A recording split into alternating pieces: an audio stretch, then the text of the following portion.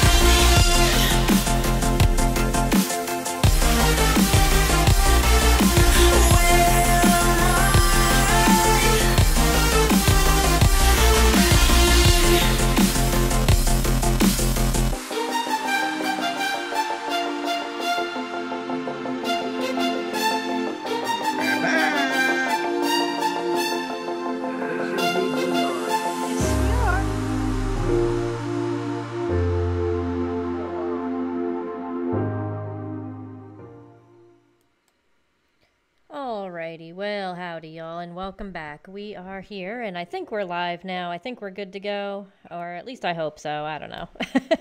We're about as good as we're gonna get, I think. I took a look, and I don't think I've died yet. So Okay, well, I'm live. that's a plus. I'm still here. Okay. And if you're like me, you'll be stubborn enough that it'll take a week for them to know. Only because you start stinking.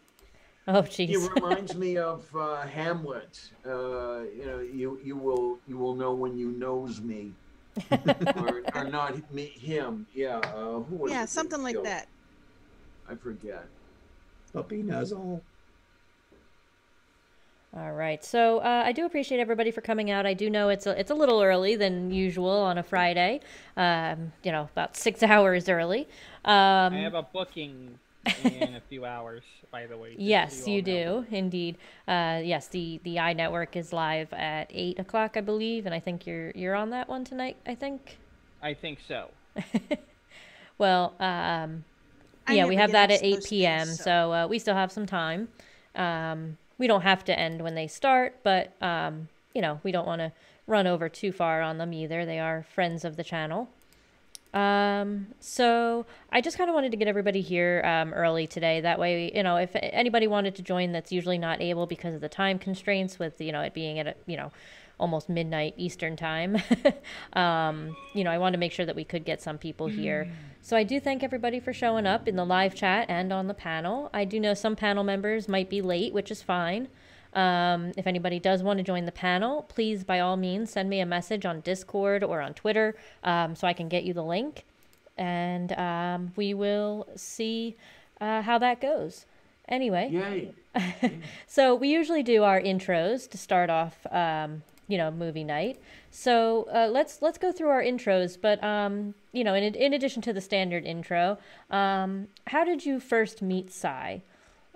So let's go through our panel members here, and today we'll start off with RJ. Oh, I got sucked into it like a black hole vortex. It was on, I bumped into him somewhere on Twitter, and he was telling me about, because I was criticizing creationists, and so I'm learning about the flat earth silliness and all that, and going, oh, isn't that fascinating? And he mentioned that he did this movie night thing where they would do that. And I, by that time, had an ability to see videos easily. And so I kind of joined in on that. And then I was making snarky comments in the live chat. And then he said, maybe you should be a panelist. And one thing leads to another. And here we are. Yeah.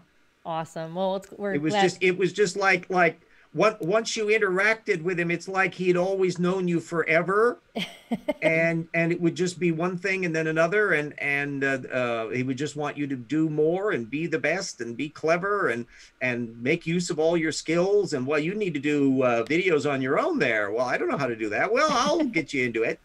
And boom, boom, boom, boom, boom. And it was all in the space of a month or two. Wow. Yeah, he definitely had that kind of warmth and just, once you started talking to him, it was like you've known him almost forever. Yeah, yeah, and it's eerie watching the pictures that are going by, because all I know him as was the avatar on the screen. Caricature, yes. where big head and small body, and not realizing, there actually was decades of things going on in him. Yep. Before that. I mean, this picture here is is astonishing. I go, that's Sci? Back when he had hair. Yeah. Yeah. That was a long time ago, yes. Well, we're so glad to have you with us, RJ. And let's head on over to Mom Nato. Oh my goodness. Hi guys. Welcome to our Remembrance Day. I first heard Sci before I even knew anything about movie night, because I would go running towards Tornado's room telling him, be quiet, I'm trying to sleep, it's after midnight.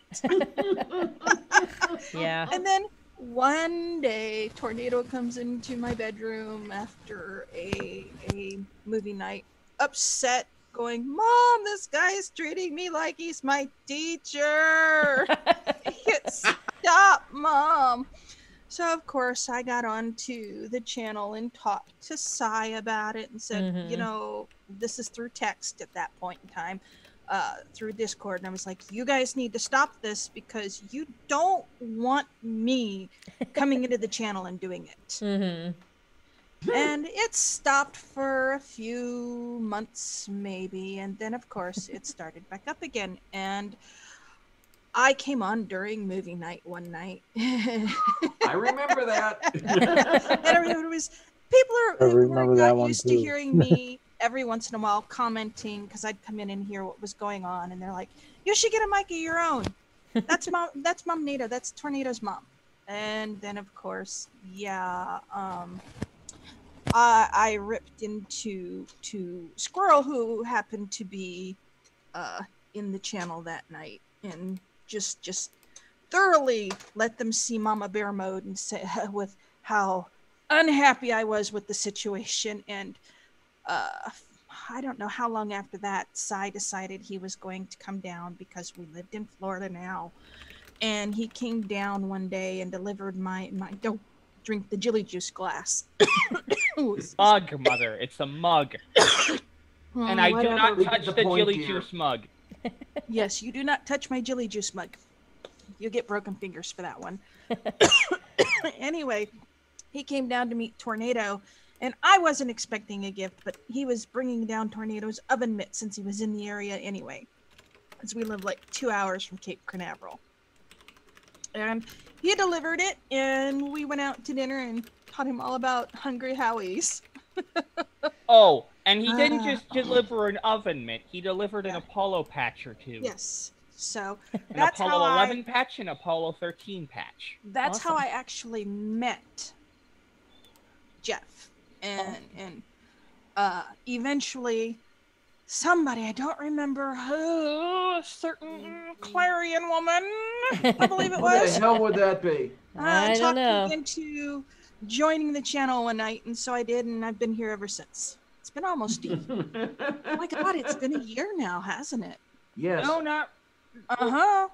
Yeah. You were on when the interview was done with me and Mom Nato. Coffee with Lavender, we did an interview, and and Lavender convinced Mom to join movie night, although that was after Sci Strike's death. When you officially joined. Not that long after. And then I don't know how the heck it would ever have been the thing to happen, but this Mom NATO woman ended up on Coffee with Lavender, you know? Yes. Wait a minute. And then I got involved in movie night, and now, of course, Game of Fools. So yeah. And Mom NATO just got sucked into a. Yeah, Mom and I NATO's have life like just got 3 sucked into oblivion. subscribers to a channel that is just so that I can keep track of my subscriptions. Yeah. Like, people, I don't produce videos. Nope, not gonna happen. Nope. Everyone loves her because she's easily broken. No, I'm not. What? They just love my laugh. That's what I meant. We broke Mom NATO. I'm contagious. That's what it is. Oh, like COVID. You should Yes, start like calling you COVID. COVID now. Yeah. No, you know- there goes our monetization right down the drain. Yeah, this one's actually not monetized, so don't worry about More it. monetization. There's no monetization for monetization. No, this one's not monetized. There's also no super chats. If anybody notices, I Yeah. didn't. You know, you weren't having That's not any of what that this tonight. Is for. Nope. This is just to remember. Indeed. Oh, all the people with their oven mitts. Yes. And see, that was actually one of the things I was concerned about, was that, and why I started talking to Cy was because I was like, you promised him this oven mitt a year and a half ago. He hasn't received it. You're not taking advantage of my kid, are you? He's like, no, oh my God, no. Yeah. So, yeah, that's how it went. But yeah, we introduced Sci Strike or Jeff to Hungry Howie's, and he said it was the best damn pizza he'd ever had. Yeah. Oh my. Oh, geez. Well, we're so glad to have you with us, Mom Nito, and we're glad that Thank you've you. joined the panel. And then he took us out to Baskin Robbins.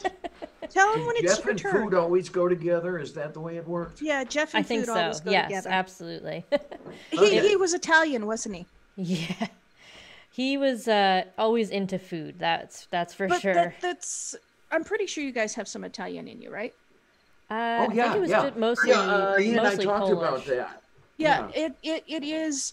It's a thing. Don't ask me why. My grandma did the same thing.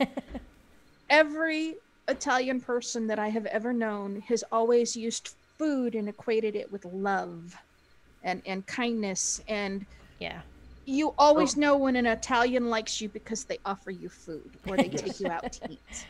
Well, it works Oh, that way with the yes. Polish as well. But. Yes.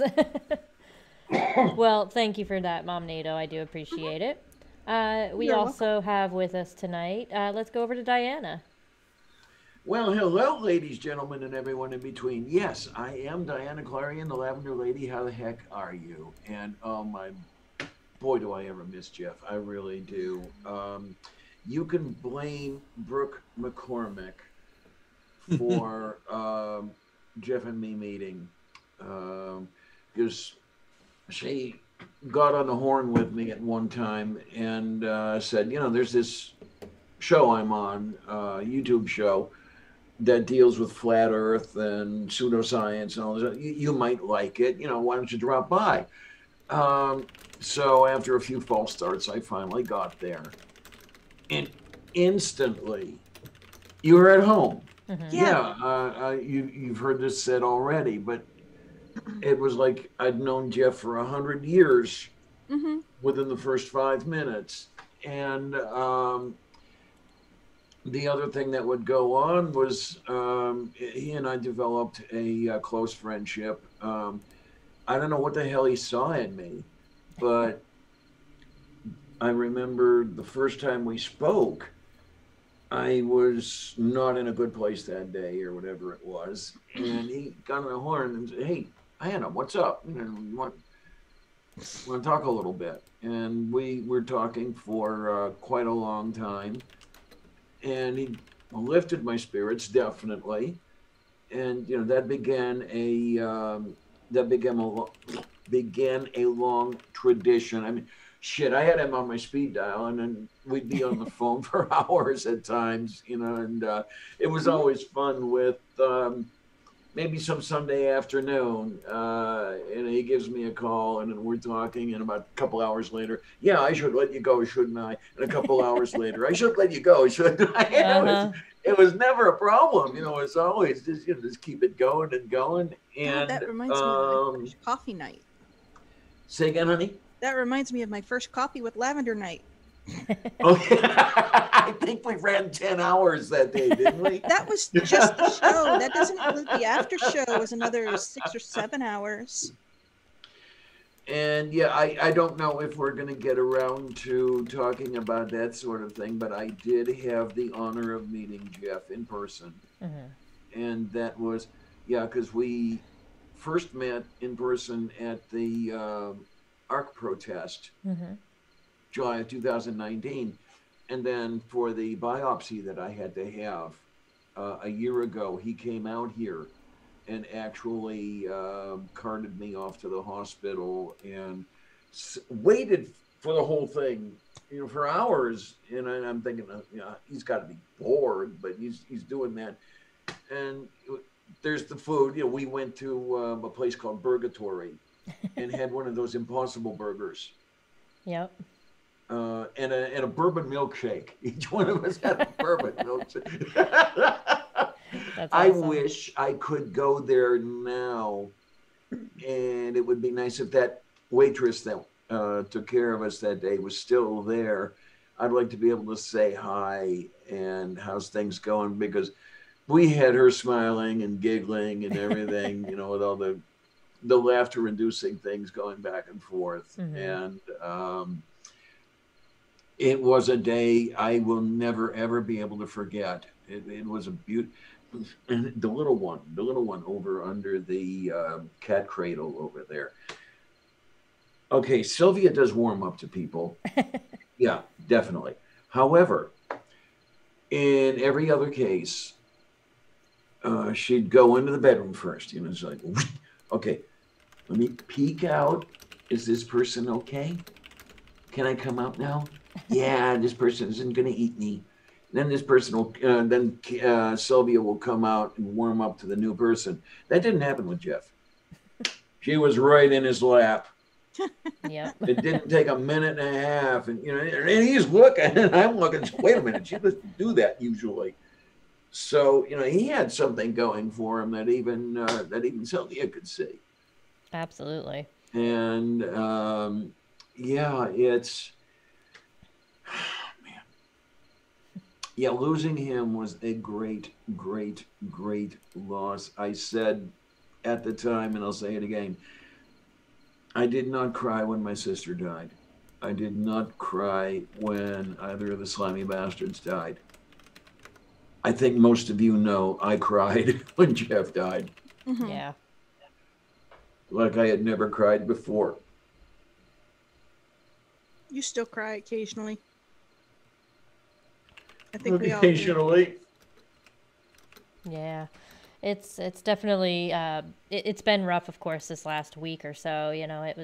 It was a week ago today that was the last time that I had seen him in person before his passing. So this whole week this year has just been remembering that, and then thinking of all the what ifs and the things I should have done or should have said or anything like that. So it's definitely been not easy, to say the least. Well, you and I got to talk about that a Yes, little bit yesterday. when we came on Linda's show yesterday. Yeah.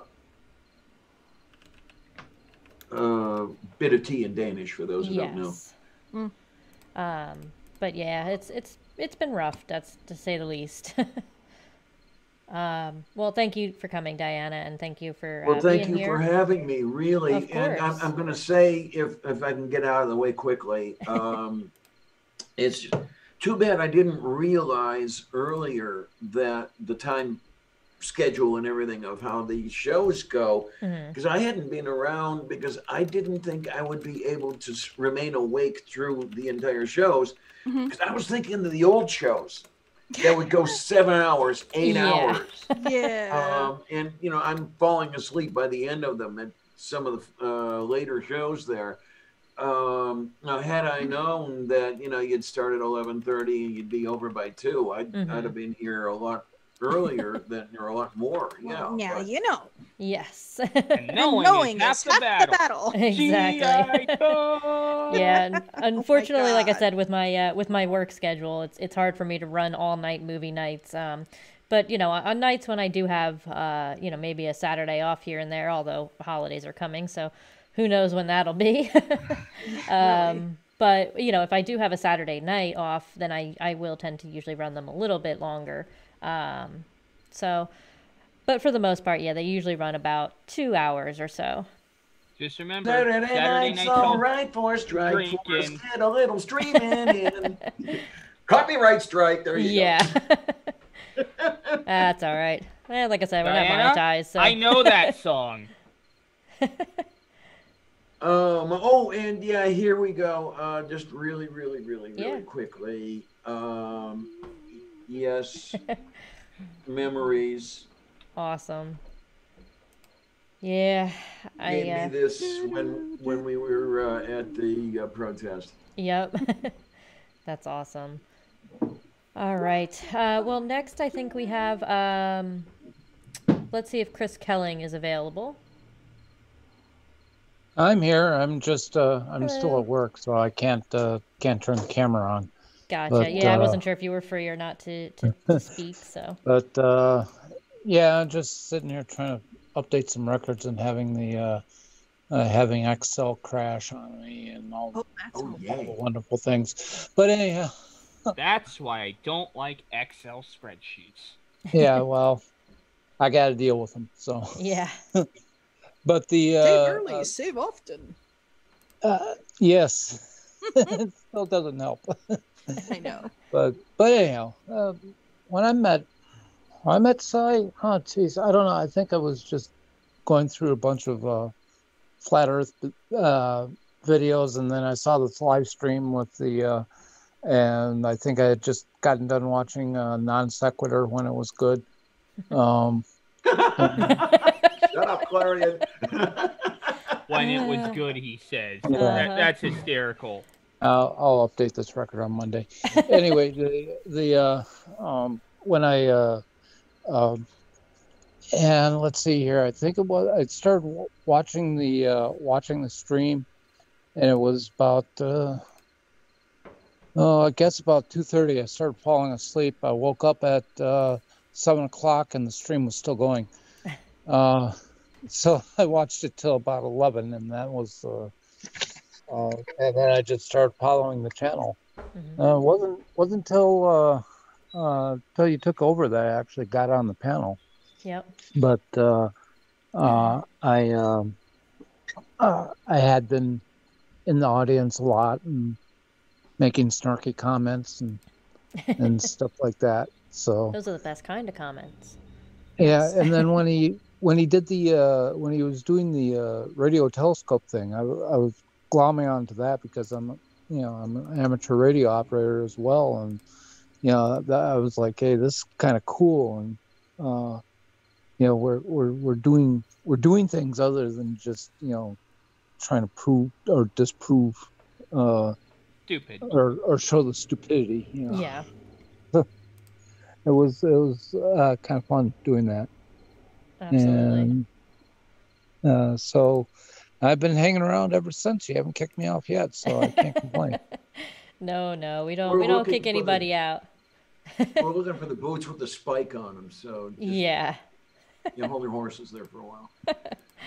Well, we're super glad to have you here with us today, Chris. I'm glad you were able to join, even though you are at work. Again, if anybody in the live chat, I do know we have some more people in the live chat at the moment. If anybody in the live chat does want to come onto the panel to talk about, Sci or how they, any memories they have of him, stuff like that, by all means, send me a message on Twitter or Discord, or just send it here and I can send you the Twitter profile thingamabob. But yeah, definitely, you can jump on in. I'll send you the link. Looks like Linda Nielsen just came into the side chat. Linda, do you want to come on in? I did send her the link. I know that she said it was close to bedtime, I believe, there. Well, yeah, it's, 6 hours ahead of us, right? So that would be almost midnight over there. Yep. Yeah, it's still late for our European friends, unfortunately, but we're sorry. We're doing the best we can. I'm trying to remember, was there not some talk a while back, while Jeff was still alive, about doing multiple movie nights at different times for the different audiences, like North America and then Europe or Australia, that sort of thing? Yeah. Time differentials going on. Yeah, I do believe there was talk of that, and when I had some extra time during the initial stages of the pandemic, I did try to do a daytime movie day instead of the movie night, but it is very hard for me with my work schedule, unfortunately, to do more than one show a week, especially during the day, because it would vary every week. My schedule isn't a set schedule, so right. I mean, we could do it, but it would be different. I remember retail, so I know exactly where you're coming from. Yeah. Yeah. Oh, yes. It does make it a little bit difficult to schedule things. That's the problem. So well, I do appreciate that, and thank you for coming, Chris. I appreciate you being here tonight. We also we do have in the panel with us tonight Red, if he wants to say hi and how he got to meet Sci and all that sort of thing. Yay. Yep. How's it going, people? Hey, Red. Yay.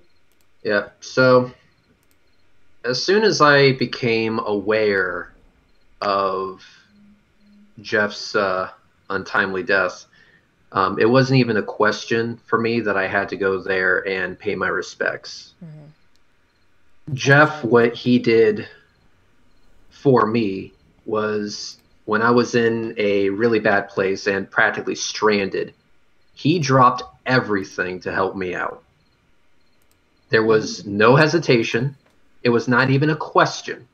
It was like, you're my friend, I'm going to help you out. Yes. So he drove 3 hours to pick me up while I was stranded in a snowstorm when flights weren't going, and I would have to spend the night for 5 days at an airport. But Jeff was like, no, you're not spending 5 days sleeping at an airport. I'm going to help you out. I'm going to take care of you. So he drove. He picked me up. And he put me in a hotel that was a little bit too nice for me. He took me out to eat. He made sure that I was okay, that I had everything I needed. And then he listened to me bitch and moan for hours and hours and hours. And he sat there with me and just said, you know what, let it all out. Let me hear what you got. Let me hear what you got. I'm here for you. And that was the main thing that I want people to know, is that he was there for you. He was there for his friends. Oh, absolutely. Yes. When I walked out to his Jeep, I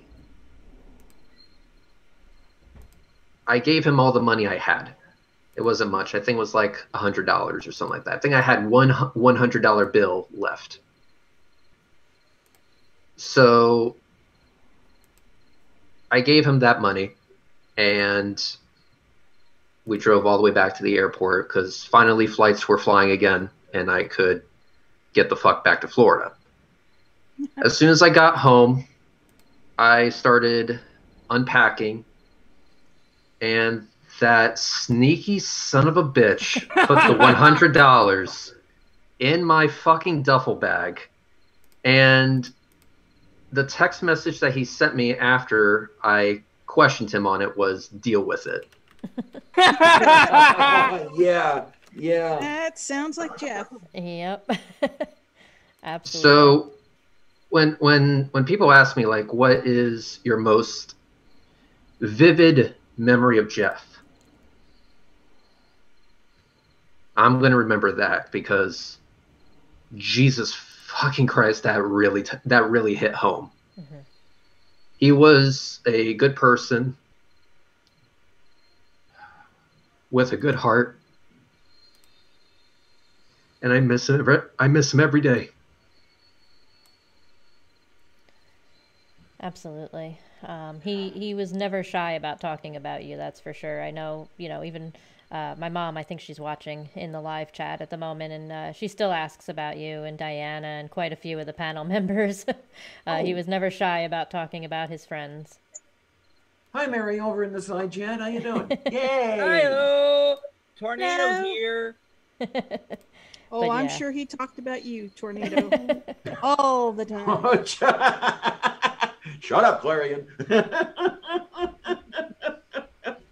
Oh, no, geez. it's really interesting that you mentioned that, the story about coming to pick you up and everything, because that's essentially what he did with me when I mentioned that I had to have the biopsy and didn't know how I was going to get there. He said, "Oh, I'll take you." I said, "Jeff, it's 350 miles to get to me, let alone take me to the hospital." He said, "Yeah, when do you want me here?" He said, "Okay." Yep. Are you sure? Where do you want me? When do you want me? Yeah. Yeah, if somebody needed anything, if a friend of his or family or anything like that needed something, he always made sure it happened. It didn't matter what it took to make it happen, but it happened. And I definitely appreciate that, Red, and thank you for coming and sharing that with us. No problem. Take care, people. See you later. Bye. Take care, honey. Bye, Red. Bye, Red. So next we also have with us, we have a Shadow just joined us. So let's head over to Shadow. Hi, everybody. I'm a little late to the party. Oh, it's okay. He's good just for getting you, started. good We for were me. like 15 minutes late anyway, so. We were on I just time. got off work. So what am I doing right now? So just your normal intro, and then how you got to know Sci. Oh boy. So hi, I'm Shadow, one of the Fools, a Game of Fools, and how I got to know Sci. So about a year and a half to 2 years ago, I was kind of struggling with some stuff, and a friend of mine named Sparrow decided to tell me I should watch this YouTube series that he had been watching.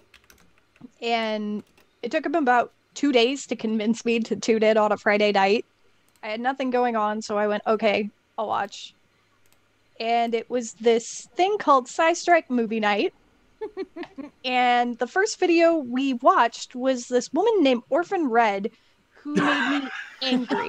Very angry. I'm so sorry. I think she made me angry. So everybody makes you angry, sweetheart. So, I had no idea what I had gotten myself into, and for the first night, I wasn't in the chat because I didn't know that was a thing. And so I had watched it on my Xbox and found out later, like, oh, I can join in the chat. So I ended up joining the next week, and I think we watched a Jism video that week. So, of course, great time to be in the chat. And I get in and I notice everybody's got these blue wrenches. I'm gray. I'm convinced, like, oh, that's for, like, the people that, like, are part of the channel, all that. I end up getting a wrench and super excited. And then I think halfway through the video, I said something about pineapple and pizza. Oh dear. So, oh dear. I genuinely believed, like, oh, I'm just chatting with the people in the chat, like, they're not paying attention to the chat. All of a sudden, I just hear Shadow. That is an abomination. Oh jeez. And after that, it became a weekly thing where I would start picking on him, going, but pineapple on pizza. Delicious. And the thing is, what you have to understand is I had pineapple on my pizza when he came down here. All right, I mentioned it earlier that we don't kick anybody off of this panel, but right now I've got 2 names. No, I'm just kidding. Any of you pineapple on pizza people? No, I'm just kidding. Oh my god! But the moment that, like, I really, like, enjoyed Jeff was probably the time I got him to actually consider drinking a pineapple cider with pepperoni pizza. Oh my, oh my, oh my. And I ended up getting off the whole, like, or ending the night, and the next week, like, he had mentioned another one of my comments, but wasn't pineapple related, and I kind of realized this dude, without ever realizing it or knowing where I was at, he made me feel so included and, like, welcomed. Yeah. That it was part of the reason I ended up surviving one of the toughest parts of my life, and it gave me something to look forward to every week, and hearing his voice and him tearing apart Flurfers. He was such an amazing guy, and I never got to tell him how, like, important that kind of thing was to me. And that's how I kind of got to know him. And I really wish I had gotten the chance to tell him how important all that was to me.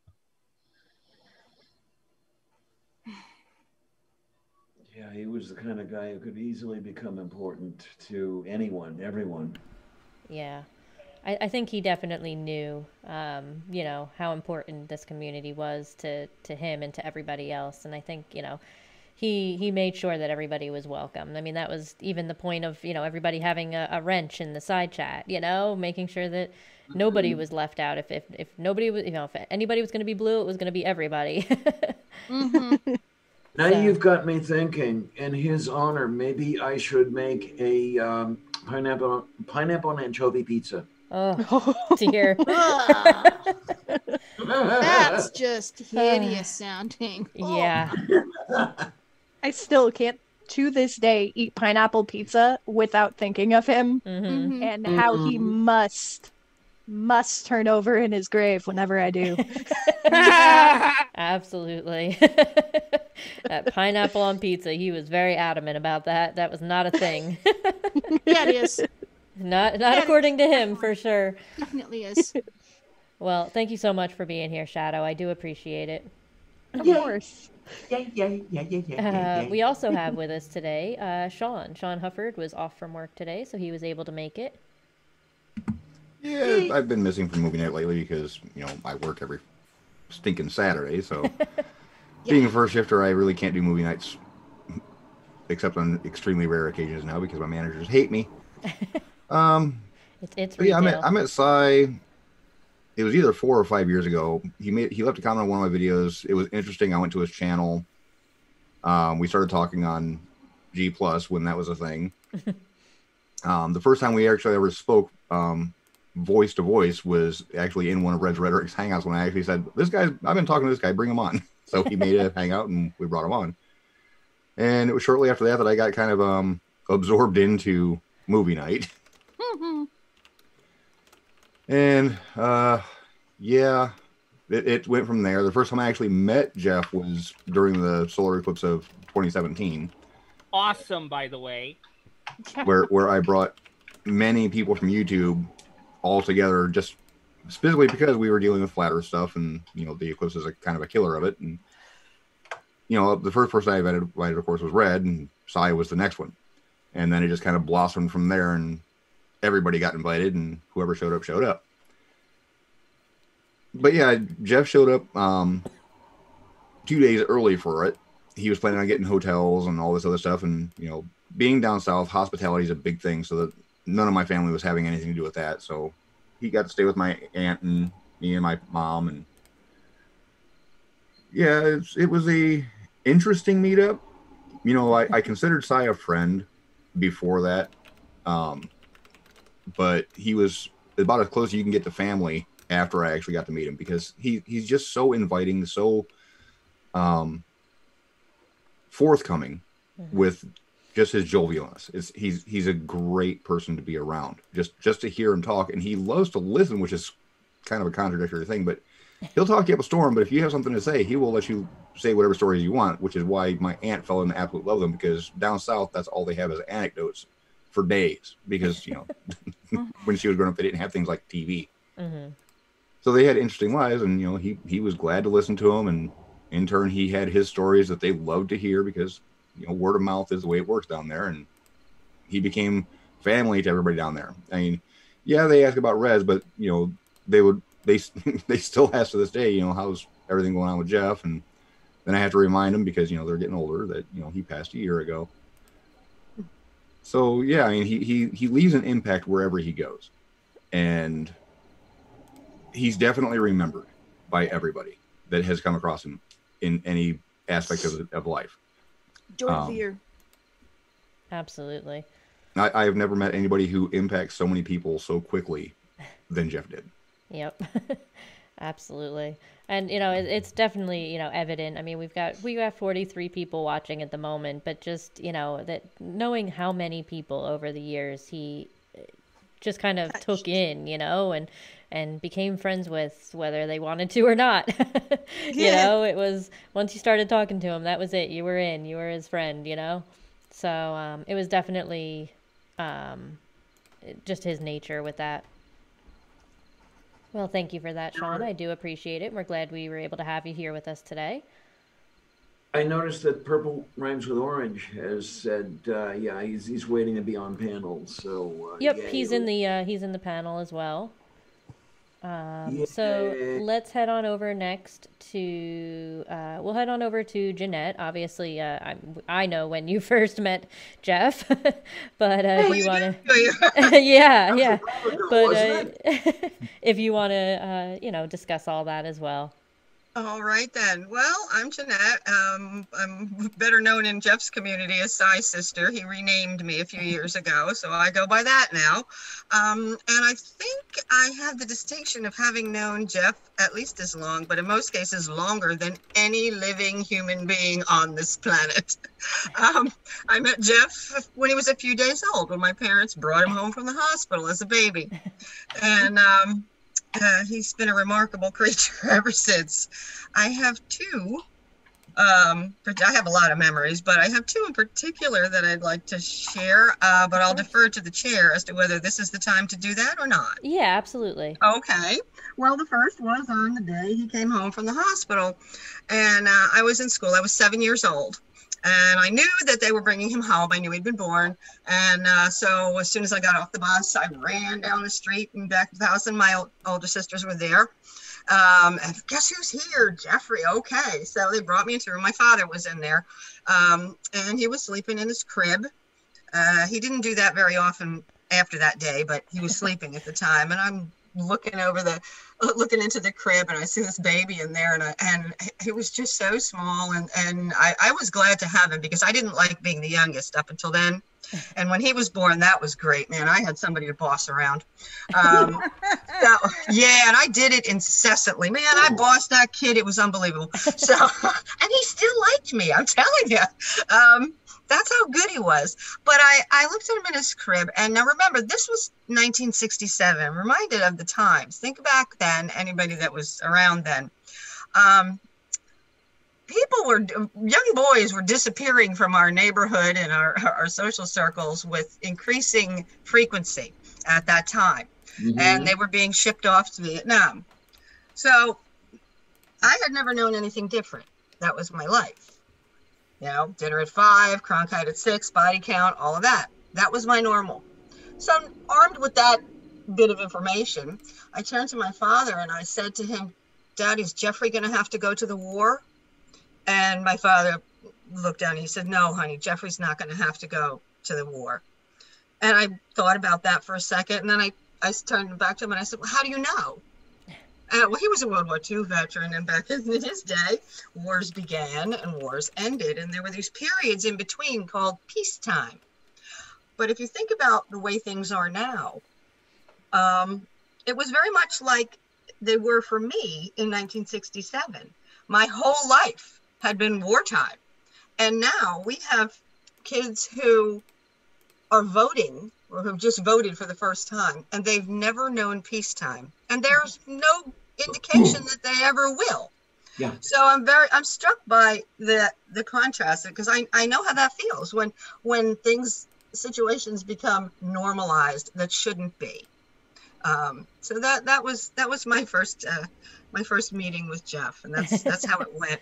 Awesome. So that was something something that sticks in my mind. That came at the beginning of his life. The second memory that I'd like to share came near the end of his life. He used to message back and forth with me on Twitter or whatever, and or on the phone. But I think on this one occasion he called me and told me that he was worried about something. And I said, well, what is it? I mean, he used to call up and ask for suggestions. How do I get this widget? How do I do that? But he never told me he was worried about something. Well, what is it? He says, I'm thinking now, that he'd already turned 50. So, that was a milestone. And he was thinking about it, I guess, because he asked me, he says, I keep waiting. I think that now that I'm 50 years old, it should start to dawn on me that I'm not immortal. And he says, but I keep trying and it's not happening. And he says, what do you realize that he wanted to know if I had that epiphany? And so I said, yes, I had, because I had a complication from Crohn's disease that it was corrected and it was caught in time and it was okay, but I had to have surgery for it. But it turned out it was very much like the complication that my mother died from. Our mother died from.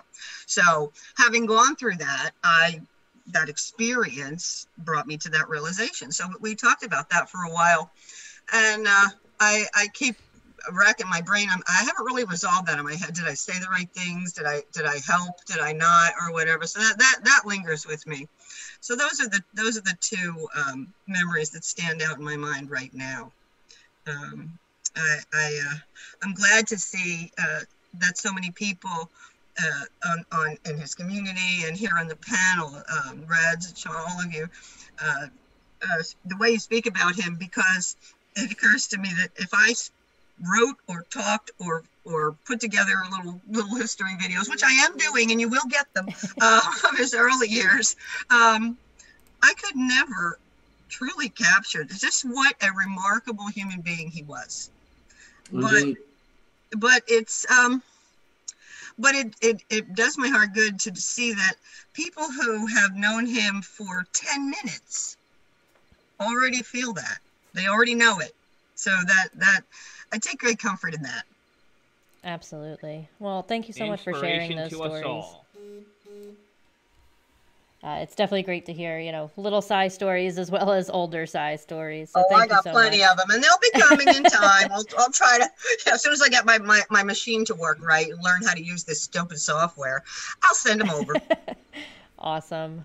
Well, I'm super glad that you were able to be here today, and that you got your mic working all right. Yeah, at the last minute, man. Well, I'm very glad that my dear sister-in-law has joined the chat too. Yes, absolutely. She is a very dear soul, and I admire her greatly. Yeah, I'm glad she was able to watch. Even if she's not, isn't up to joining the panel. I'm glad she's able to watch in the live chat. Well, I'm here for her too. Awesome, thank you. So we also had with us tonight. Next was Purple. Hello, Purple Rhymes with Orange. Hello. Yeah, I kind of dovetail on what Jeanette was saying about, not having known him very long. That Diana had been telling me about movie night for some time, but, I never really got in there. And when I finally did, yeah, it catches on to you really fast. And I'd only been doing that for maybe like 3 months when we took the trip down to the Ark Encounter protest, so I got to meet him in person. Yeah, for those who don't know, when the picture flashes by with the person in the orange mask, that's Purple that's speaking right now. Yeah. Yeah, I got that. Nope, I guess I can't share a picture here. If you can send it to me on Twitter, yeah, I have just screen sharing is just the host only, but I can if you send it to me on Twitter, I could put it up. Okay, yeah, but yeah, that's so I had only known him for a couple of months there, and but it's like meeting him for the first time. Yeah, he greeted everyone like you're a friend who he's known for years. Absolutely. Mm-hmm. The Ark Encounter, that was an interesting experience, I heard. Yeah, Jeff talked to me at the protest that he was very grateful. He was able to personally thank Aaron Ra for getting him interested in the pseudoscience debunking and the whole atheism movement and everything else like that. So he was really, really happy about that, and I'm glad that it did happen. I'm glad that he got to let Aaron know. Yeah, I'll tell you, right there would have been an amazing picture to take. Two monumental personalities. Yeah, yeah. The picture that's up right now is the orange mask. That's Purple. Yes. Yeah. Let me see. The Triceratops mask. Yeah. Let me see if I can figure out how to get that one up. Although, why the Triceratops mask? There we go. These. And then I go like these. Hold on one second. I'm just putting that on the screen for a minute. Okay, so you got that picture already. Yeah, apparently I already had that in the folder. I think that was from his birthday live stream. Okay, yeah, I thought I had sent it to you, like sometime last year. Yeah, yep. And yep, so it should be up now. Yep. So yeah, that was Sci when he went to the protest in, where was that? That was Williamstown, Kentucky. Yeah, that was 6th of July, 2019. Yep. Okay, gotcha. Awesome. Well, we're so glad to have you here with us, Purple. I'm definitely glad you were able to make it. Like I said, I know this time is different for everybody, but I wanted to make sure that as many people. And the third one in there in the middle was that my companion Sloth Girl couldn't make the trip, so that was her proxy for all the photos on it. That's awesome. Oh, well, we're definitely glad to have you here with us. And this is the thing I forgot about is I wonder if there are any of those still lying around. Notice the shirt that Jeff is wearing. I don't think so. I haven't come across any. My mom might correct me if there are, but I don't remember coming across any. But I'm not 100% sure. it would be so great to be able to get hold of one of those. Yeah, but that's just wishful thinking on my part. What can I tell you? Yeah, I'm not entirely sure on that one. So next up we had with us today Lisa from Lisa for Truth. Yay, yay, yay. Hey guys, how's it going? Hey, Lisa.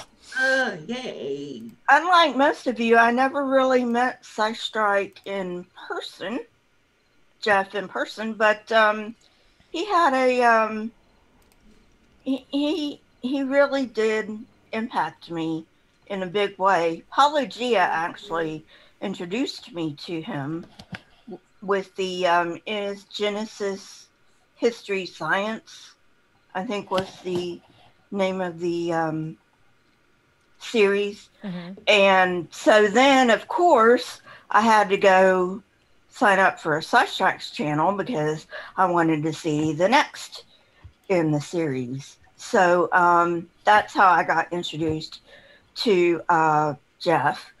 And he, along with some other YouTubers, but because we're, giving our respects to him today, he really made me feel okay with questioning my faith.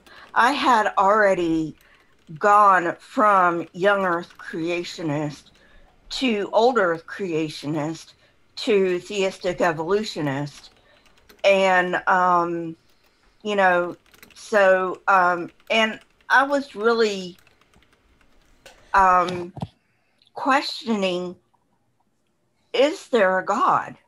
And if there is a God, which God is it? Because obviously, I mean, there's like thousands, if not hundreds of thousands of gods. So how do I know my God is the right one? And I was going through a really tough time with this, and he made me feel okay with it. Him and a lot of other YouTubers, but and I think maybe that's, aside from standing up for science, I think maybe that was what he wanted to do. He wanted people to feel okay about questioning things that, oh, you can't question this because if you question this, then you're questioning God and then you're going to hell. Yeah, absolutely. So that was my introduction. And then I started coming to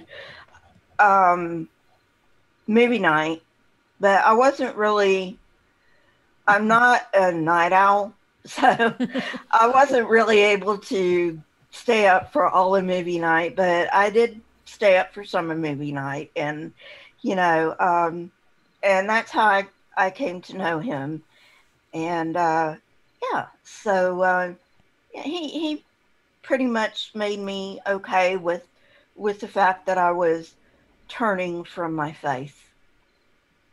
That's awesome. Yeah, he was always there for everybody, no matter what situation you were in or what you wanted to talk about or needed to talk about or anything like that. He was definitely always there for everybody, and it's great to hear that from so many people. And next up, we had Sci join us. I know you were able to join a little bit late, but we're just doing some intros, who you are, how you got to, obviously I know how you got to know Sci, but for everybody else, and any fond memories you may have or like to share. Sorry, it took me a second. I had to unmute my microphone. I didn't want my boyfriend opening his Oreos to interrupt anyone. I mean, I don't remember how exactly I met Sci because I'm assuming I was an infant. My mom could probably clarify that if she's still in there. But I don't have very many significant memories, unfortunately, because I didn't get to spend as much time with my uncle as I would have liked. But what few memories I have, I hold dear. One of the biggest ones I have, I mean, I don't want to rub anybody the wrong way because I know my mom was on the panel, but when I was 20, my mom and stepdad kicked me out of the house for reasons that don't need to be gotten into. But at some point the next day, I was texting back and forth with Sci, and I was kind of telling him what had happened.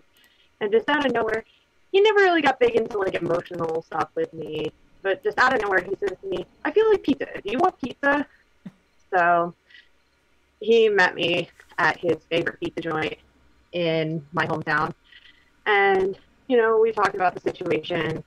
And he was on the motorcycle, and he decided he was going to bring me to another relative's house about half an hour away. But then he saw that I was wearing flip-flops, and in his mind, that just wouldn't do. Because, flip-flops on a motorcycle, no, that doesn't bode well. So we went to Walmart. And he got me my first pair of steel-toed boots. Unfortunately, I don't know what happened to them. My ex-husband probably threw them out in a fit of rage or something.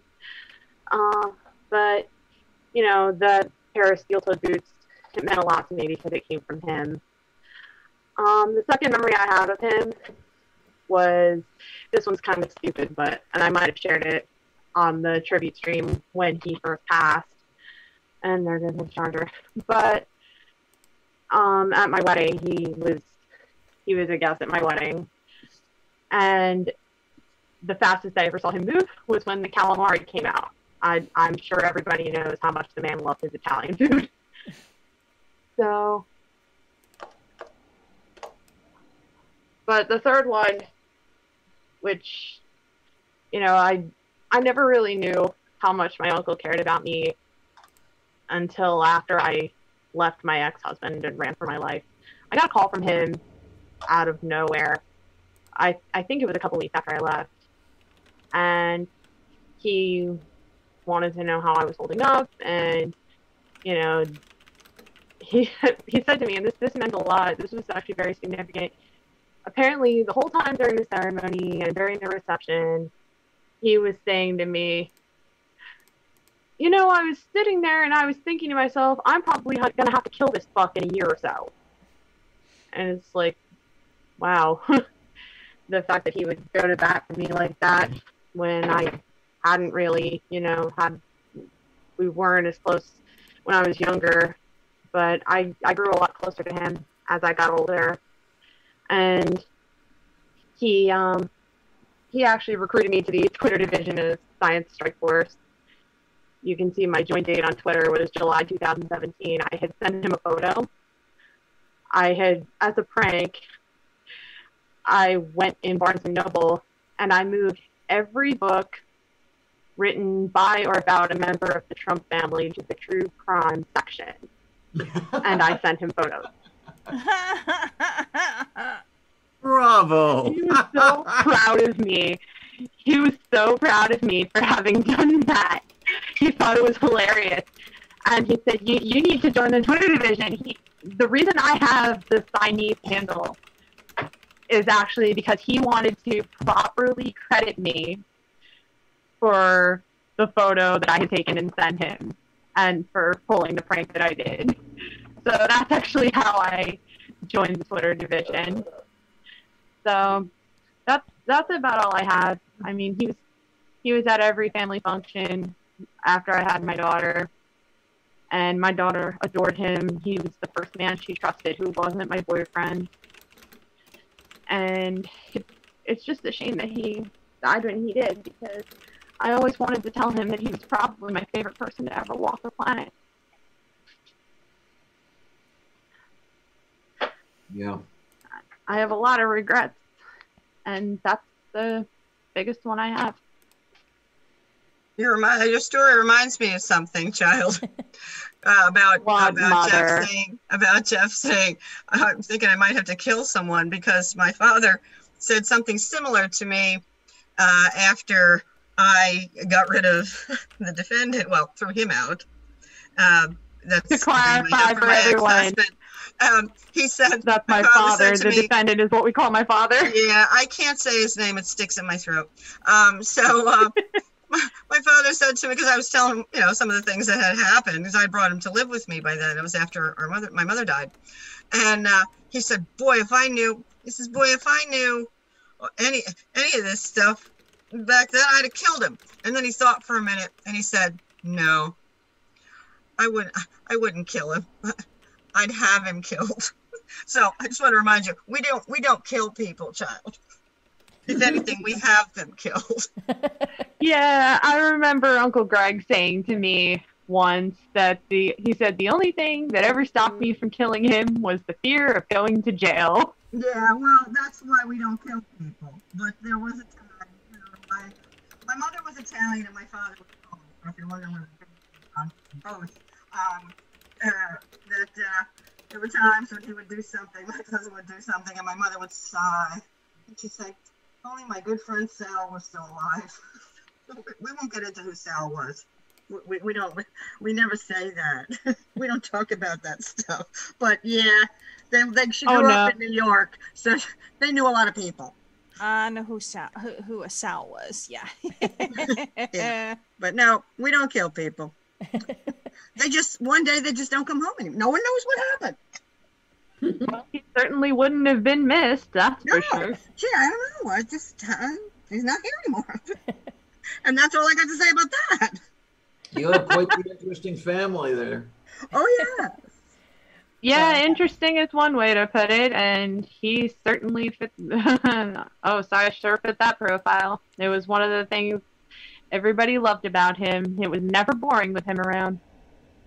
Indeed. Absolutely. Well, thank you for sharing those memories. Those are awesome, and we do appreciate that.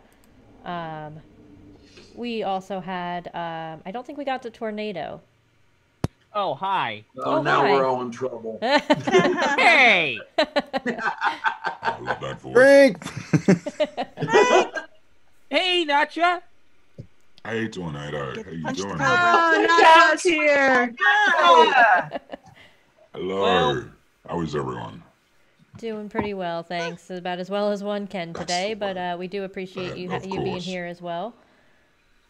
Oh, had to be yeah, here. one of my Couldn't be memories of anywhere else. Sci was, well, how do I put this? I was pissed off at Jism. But yeah, Mom was basically What telling else us is how we new? met Sci Strike. Raising on that one. Yeah, but yeah, Mom Nato was talking all about how we met Sci Strike, and I actually have one of the greatest hits from way back when I used a shittier microphone. Who'd like to hear it? No. No. Oh. Well, I'll do a Just tell reenactment. 'em. Yeah. I'll do a reenactment. Hey, RJ, No yelling. ask me what you asked me back when I first talked about Jism and the utter vitriol I had for that man. Please. Holy moly, you asked me to remember that? Let's make up a question. Well, you had asked if I wanted to take Jeranism up to the International Space Station and show him the door. That one. And my exact response was, I wouldn't just show him the door. I'd make it a very intimate meeting by having the door meet his face. Repeatedly. Before shoving him out the freaking airlock. And I used that exact tone of voice because I was pissed off as all hell at Jism. But then again, that was before Sci Strike actually really helped me out with all my social skills. If you'll notice, I don't say things like that anymore. Yes, you do. Just not on camera. Just not on There camera. you are. I mean, I know this quite well. Jeff absolutely helped Tornado out in that respect. Just think of what he was like before. Yeah, really. I remember. Oh dear. The years of stomping down the hallway saying, "Shut the fuck up! It's 2:00 in the morning." Absolutely. Of course, there were the other times where Cy and I would basically shoot the breeze after the show had ended, and throughout all of it, Sci Strike was a hilarious man. One of the things that I remember distinctly from it was when he was saying that he didn't want movie night to be a barroom brawl. Who wants to know what my exact response was? What was that? Sci, get it right. It's not a barroom brawl, it's a ballroom blitz. Yeah, absolutely. And he asked me how I knew that song. That song was too old for me. He said, how do you know that song? That song's too old for you. How do you know that song? That sounds like him. Mm-hmm. Yeah, you knew it because of me. I like meatloaf. Awesome. Well, we're so glad to have you with us, Tornado, and we're glad to have you with us every week on the panel. I do appreciate that. Yeah, thanks for having me on the panel. Of course. And we also had with us Astronomy Live. Hey. Hey guys, can you hear me okay? Yep. Oh, good. Yeah, so I met Sci back, I think it was the Demo 1 launch that he was here for in Florida for a NASA social. Florida. And so Red and I had gone out to see that launch at the Saturn V Center, which people had donated for us to be able to go out there and film it from a pretty close vantage point. And Sci Strike, actually got invited for the NASA social on that one, which is a pretty big accomplishment, honestly. There's a lot of stiff competition for popular launches like that with major milestones, and getting a NASA social slot at KSC is never easy. And I remember meeting him, how proud he was of that, rightly so. And we met up at a gas station afterwards and looked at each other's footage. And I remember after he looked at my footage, I think he said, okay, we're not going to look at my footage. But he had a good time seeing that launch anyway. It was a night launch. It was really beautiful, and I was really glad he got to come out here and see that. And then it was not that long after that that we met up again for a little more time. And the first time, I should go back a moment. So the first time he gave me my Sci Strike Force shirt, and I've still got that in my closet. And I think Red had actually given me the oven mitt at an earlier point in time, but I do have one of his famous face palm protectors, so appreciate the safety gear. But it was not that long after that. It was later that year, just a couple months later, in fact, that he came back for another launch, another SpaceX launch. It was CRS-17 in May 2019, and that was another night launch. And this time we needed help filming it. Red and I were gonna be filming it from two different positions. Sean Hufford came all the way down here. Sean came down here and filmed it with us with his drone. I know Sean had a lot of difficulties that night with people using Wi-Fi on their phones, and it messed up the drone. But nevertheless, we got a shot of it lifting off from one perspective where you could see the launch pad, and then where Sean and I were set up, we were trying to film it landing over the horizon on the drone ship. The drone ship was parked just offshore because SpaceX had blown up one of their capsules when testing it, and so they couldn't land at their usual landing site on shore because there was debris all over it. So they landed on the drone ship just offshore instead, and I parked my scope on the beach to be able to film this thing and catch it landing on the drone ship. But Sci Strike and Red got to film it from a different position where you could clearly see it lifting off the launch pad.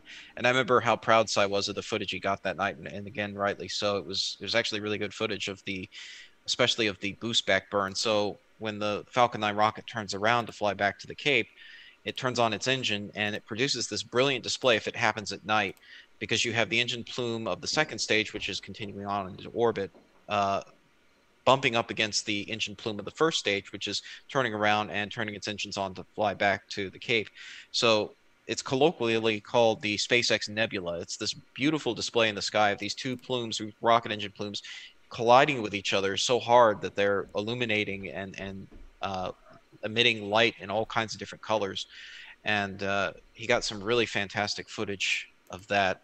And Red and I think both used it. I'm pretty sure Red used some size footage in his video of that launch. So, to me, that was just one of the most memorable launches I've ever been to, for being able to get the footage of the drone ship landing, and of course for meeting Sci Strike again.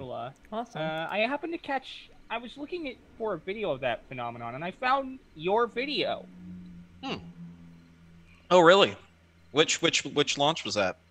Falcon Heavy night launch with incredible SpaceX Nebula.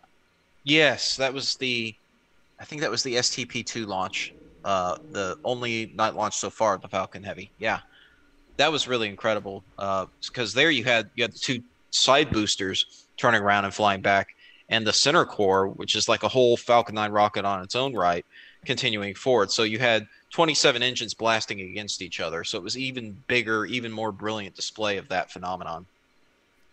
What colors do you get? Do you get the entire spectrum out of that thing?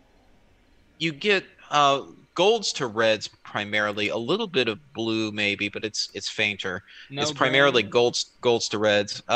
Green, I can't really, maybe a little bit, but it tends to be golder to reddish a bit, I would say.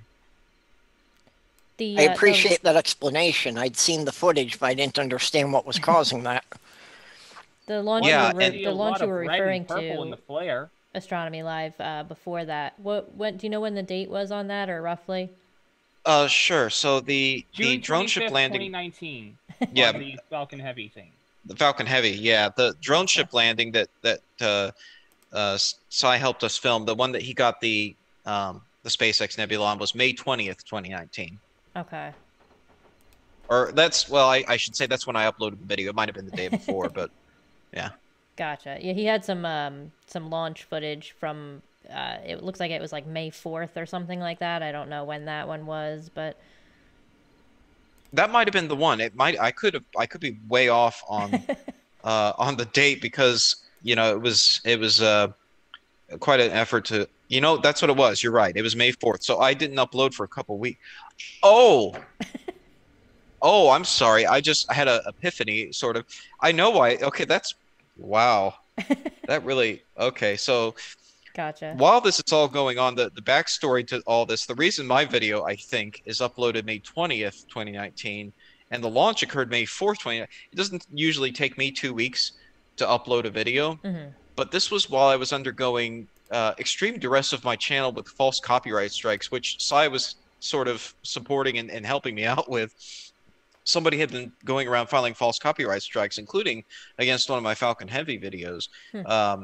And I had accumulated, I think, at 1.3 strikes. So I was disabled at one point. I was not able to upload any videos. I think that was around the same time because apparently whoever was doing this to me had contacted Sci and tried to intimidate him from working with me or something. And Sci laughed it off, and he let me know that night. You know anything about this Jay Katera guy, whatever? And I'm like, who? And he's like, he sent me this email like trying to threaten me for associating with you. I'm like, what? And it turned, I think it was the same guy who was filing false copyright strikes. So yeah, we had some fun times, I guess, annoying the flat earther. Well, I think that might have been a Nibiru tard in that case. In any case, online conspiracy theorists on YouTube, annoying them, as Sci well knew, had sometimes deleterious consequences to one's own channel. But I think that's the time he came down here. Yeah, he came down here. Yeah. Yeah. It was May 4th was the actual launch time, and like I said, I couldn't get my video up till May 20th, but that was because of the copyright strikes. Yeah, because I think you're probably closer to Cape Canaveral than we are. Gotcha. Yeah, go ahead. I'm actually further than you might think. I'm a few hours from the Cape, but my parents live in town next to the Cape, and I usually stay with them. Yeah. Well, we're in Crystal River, so. Okay, yeah. About 2 hours north of Tampa. Oh, that's near? Isn't that near Silver Springs? Clearwater. By the way, Sci Strike, I just sent you a tweet. Thank you, Tornado. Homosassa, Inverness, that area. SpaceX Nebula. Oh, okay. That way everyone can see what Astronomy Live is talking about. Oh, look, Brooke is in the side chat. Hey, Brooke! Hey, yeah, Brooke. so I have I have his video up. I could play it here. I don't have the sound on, but this was from the launch pad takeoff and all that sort of thing. He had 3 videos. He had this one, and then he had cruise to main engine cutoff, and then he also had the rainbow video. Yeah, isn't this the one that Red's Rhetoric didn't like because it kicked his video's butt? That I'm not sure, but it might be. Yeah. No, I think you're right. I think Sci did a better job getting the SpaceX Nebula than Red did that night. It annoyed him. It's possible, yep. And then there was this one. I'm not sure if it'll show up. Hey, But Brooke, there we get go. your butt in here. Yes. That was Nice. the other one. That's when the it's coming back SpaceX down, Nebula. right? Yep. That is And so hi to neat Michelle. looking. Yeah, he did a good job with that one, definitely. Yeah, that's the one that Reds doesn't like, does it? Isn't it? Just the ripple of the flames Mhm. as it's coming down. Yeah, that was awesome. Oh no. Well- Brooke's sick Oh, right now. soon, Brookie. Well, I'm Get so glad well to hear soon, that. Brooke. Astronomy Get Live. well Thank you so much soon. for Hope it's coming. not I do COVID. appreciate that. Thank you. I miss him dearly, and I want to say just cherish the time you have with your loved ones, and not just family but friends too, because I regret all after all of that, meeting him twice, I don't have any pictures to show for it. I never thought, let me take out my phone, get a selfie with Sci, or let's document these moments, because I always thought, well, we'll have more time for that, and you just never know. And it, tragically, turns out I didn't have any more time with him. There's always tomorrow Yeah. until there's no tomorrow. That's right. When Cy was here, he and I had talked about doing a live stream. We were on our way back to my apartment from Purgatory, and we should do a live stream. And unfortunately, it never happened, and it's an unfortunate thing that we never got to do that. And I, as well, did not get a picture with Jeff. Unfortunately, We didn't either. I wish I could have had. I have the memories, which is the most important thing. The memory of him, his kindness, his voice, his humor, everything about him. But it would be nice. What are you gonna do? As astronomy, as you say, just cherish those moments and remember that they're not going to last forever. Yeah, The never last one is take to keep tomorrow them for with granted. us, Diana. Say again, hon? He lives in us through those memories. I really think, Diana, and the evidence I can think of is that however long or short you knew Jeff, if you got to know him, think about it. Even now, somebody says something or you overhear a conversation and you instantly can think of exactly what Jeff would say if he were here now. Indeed. That's I can hear it. I can hear his voice in me. He's with us that way. Absolutely. Yep. Well, absolutely. And thank you so much, Astronomy Live. I know you and Red and a few others. I know, AT2 Productions all came to the memorial for Sci after his passing. And we definitely appreciated that. Like I said, I know my mom has been watching in the live chat. And she might not be familiar with who some of the people were that day. I know even myself, I don't remember 100% who all was there and everything, just because it was not the first thing on my mind. But I do want to, definitely thank you all for showing up for that as well. It meant a lot to see that support. It certainly did, Jessica. It meant a lot to me too. Mhm. I did get to meet them. I know Reds was there. He spoke so eloquently at the memorial, and it just meant so much to me because when the fact that they came, there were people like the last surviving first cousins of my parents' generation were there, and my daughter was there, my granddaughter was there, and when the people from his online community came, I looked out and I said, you know what, his entire life is represented here. Yeah. And that made the picture complete for me. So it really, really meant a lot to me too. I know it did to you. Absolutely. Yeah, I remember. Go ahead, sorry. Reds actually messaged me when I broke the news to Twitter. He slipped me a message and he asked me, like, would it be like appropriate or would anybody mind if I came? And I think I did send Sarah a message just to double check because I didn't want to, I was kind of like a I didn't mean to become it, but I was kind of acting as like a liaison sort of. I was like, well, let me double check. I don't want to sit there and say it's definitely going to be okay when I don't have that kind of authority.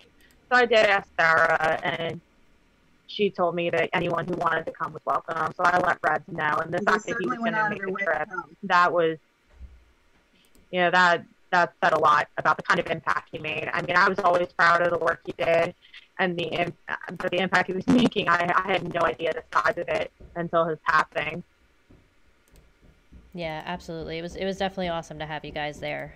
I know it, mostly meant a lot to my mom as well, and we do appreciate that. So thank you again.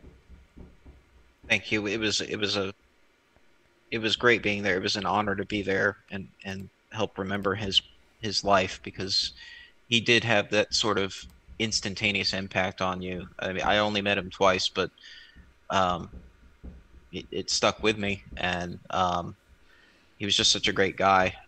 And I was glad to be able to make that trip and to be able to uh, celebrate those memories. So yeah, I've got to, unfortunately, I do have to cut out of here tonight Yeah, pretty no quickly, problem. but appreciate you having me on, and thanks for letting me share my brief memories with Sci Strike. Awesome. Thank you again. I appreciate it. We're great having you here. Definitely. We also had with us Natja. Hello. Upside down. Hello, Hey, hello, Nacha. yes. Hey. From the other Hey, side of the everyone. world. Yeah, I had to set an alarm for this to The just continent get up that in doesn't time. exist. So, goddamn, I was trying to think when exactly I met Cy, or like, I never got to meet him in person. Obviously, I live in Australia, and that's one of the most frustrating things in the world. I'm very jealous of everyone there that's actually met him. But I think it would have been like what, mid 2018 or something thereabouts, when Diana Thereabouts. finally managed to convince me. Yeah, you came by after I did, and I do remember you coming by. So it would have had to have been after, I'd say after May of 2018. Yeah. I remember when I first would show up to the movie nights. This is before I'd even really joined. I just check it all out, see what's going on. I couldn't help but like, how am I going to join this crew? Like like I know Lavender was always telling me, come on, it's fine, just jump in. But I'm watching all these people and they all seem to know each other so well, and they're all playing off each other really well. Like it just seems like such a tight knit group. Like how are you going to get in on that? And it is so different the moment I actually did join, because it's like, no, we're a tight knit group, but it's like everyone is welcome, and it took no time before I was just like, it was my second home. It was where I'd be on the weekend, for God, from then on out for a while. I have a lot of really good memories of him, but it's all like, it's a lot of his words, obviously, just the interactions we'd have back and forth like that. He'd always have a lot of time for you, like a lot of time. I don't know how he'd fucking come up with it's just how he does everything in the day. I don't know. Yeah, I can't get how he was always there for everyone, how anyone He really was. just had enough time to be doing that for so many people. And I still really cherish the last thing he said to me. Was he was helping me out when I was down, and I just thanked him, and he's like, look, if we're not going to be here for each other, who will be? And it's so, it's the epitome of who he was, Absolutely. Diana was Love that talking guy. earlier about having no photos of her with Cy. I know that Cy took photos while he was down here on his cell phone, but I don't know whatever happened to him. Yeah, that I'm not entirely sure. I know it's everything is backed up and everything, but I don't know if there were any, from then or not. I don't even know if he had the same phone at that point.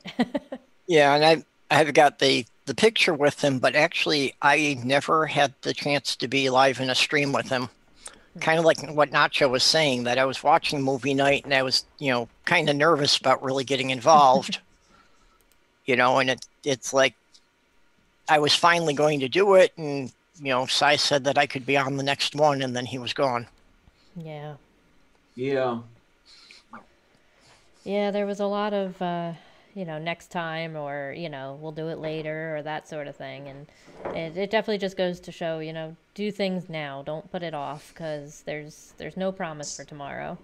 super busy all the time. So. And that's Yeah, what there's definitely not always a promise of tomorrow. One of my biggest regrets involving Sci. I mean, he had a couple of big goals for me. One was to get me on a wave runner, but he always wanted to teach me how to drive his Jeep. And after I got my learner's permit especially, and I always said, oh, maybe next time. I was always too scared to, but I wish now I would have jumped on the opportunity, especially with how much he loved his Jeeps and the fact that he would have trusted me to drive one. I mean, that's the thing, the whole no tomorrow thing, how suddenly he was gone. Okay.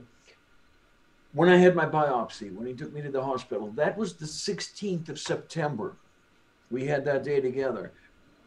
Then the 17th, Inane Dragon had posted something about KFC test marketing a sandwich which consisted of a piece of chicken between 2 glazed donuts. I got on the horn and said, "Hey, we've got to review this damn thing." And it is, yeah, this is wonderful. I'm going to have to come back out there. The next morning, he was dead.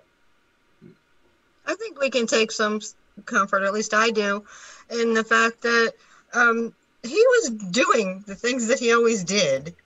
Yeah. The entire time. I mean, I've had people die suddenly on me in my life, and I've had people die long, protracted, but expected deaths. And even though the sudden deaths were more of a shock, there was still, you knew that you didn't go through this protracted period where they were not enjoying any quality of life. And I think my brother enjoyed his life until his very last minute. And I hope that's true. And I think it is. He didn't miss a minute. Yeah, absolutely. Yeah, and he made everybody else not miss a minute to the best of his ability too.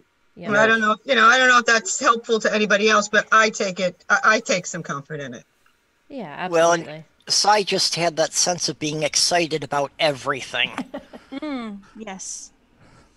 That is very true. He had, had, you know, his infectious laugh. It would just suck you in. Mm-hmm. Well, and the simplest things made him happy. The simplest things brought him joy too. It didn't take much for him to, enjoy life. Like, all my mom had to do was make chicken and dumplings, and that was just. Oh, it'd be like you'd think you gave him $1 million. He was just, his eyes would light up, or my sister would make his lentil soup. The look on his face when he saw it was just, you must really love me. That's the thing. Thank you for reminding me. I had bought an entire chicken. I was going to make, because I saw your recipe. I was going to make that in his memory, and I still haven't done it. That's the damn thing. Yeah, it was still in the freezer, so I still have to do that. Yep. He was always such a wonder with Tornado. Mm-hmm. Never getting frustrated with him, never wanting to strangle him like so many people do because of Tornado's issues. And he worked a lot with Tornado to try and get him to mellow when on the air and not be so loud. Oh, by the way, Sci Strike, did you get what I just sent you on Discord? I didn't yet. Give me 1 second. I just got a couple things going here. Well, I got to toddle on, gang. I'm happy to honor Sci. I wished I'd been among the select few who actually met him personally, although I'm better because of it. So tall. Well, thank you so much for coming, RJ. I do appreciate it. See you Sorry, later, we're a RJ. little earlier than normal today. Well, Thanks for coming by, honey. I remember Tornado said he was coming, and I'm like, okay. And I expected somebody a little short based on how he sounded. But my God, he's massive. Mm-hmm. But then again, I'm short. Well, this is the interesting thing. I was expecting somebody 6'6". Uh-huh. And he was about my, listen to me speaking of him in the present tense. He's always with me. Mm-hmm. But I don't know which one of us was taller than the other, but it was within a half inch. Well, that reminds me of something, Diana.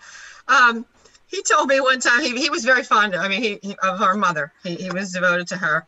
And he says, he told me one time, it's amazing. You know how Mom is, a little tiny woman. She comes up to about here on me, and he pointed to his shoulder. And he says, and yet I find that whenever I think about her, I always imagine her as being taller than me. So he didn't, he wasn't really all that tall, but don't we all picture him as being much taller than I'm all of 5'3", so I'm short.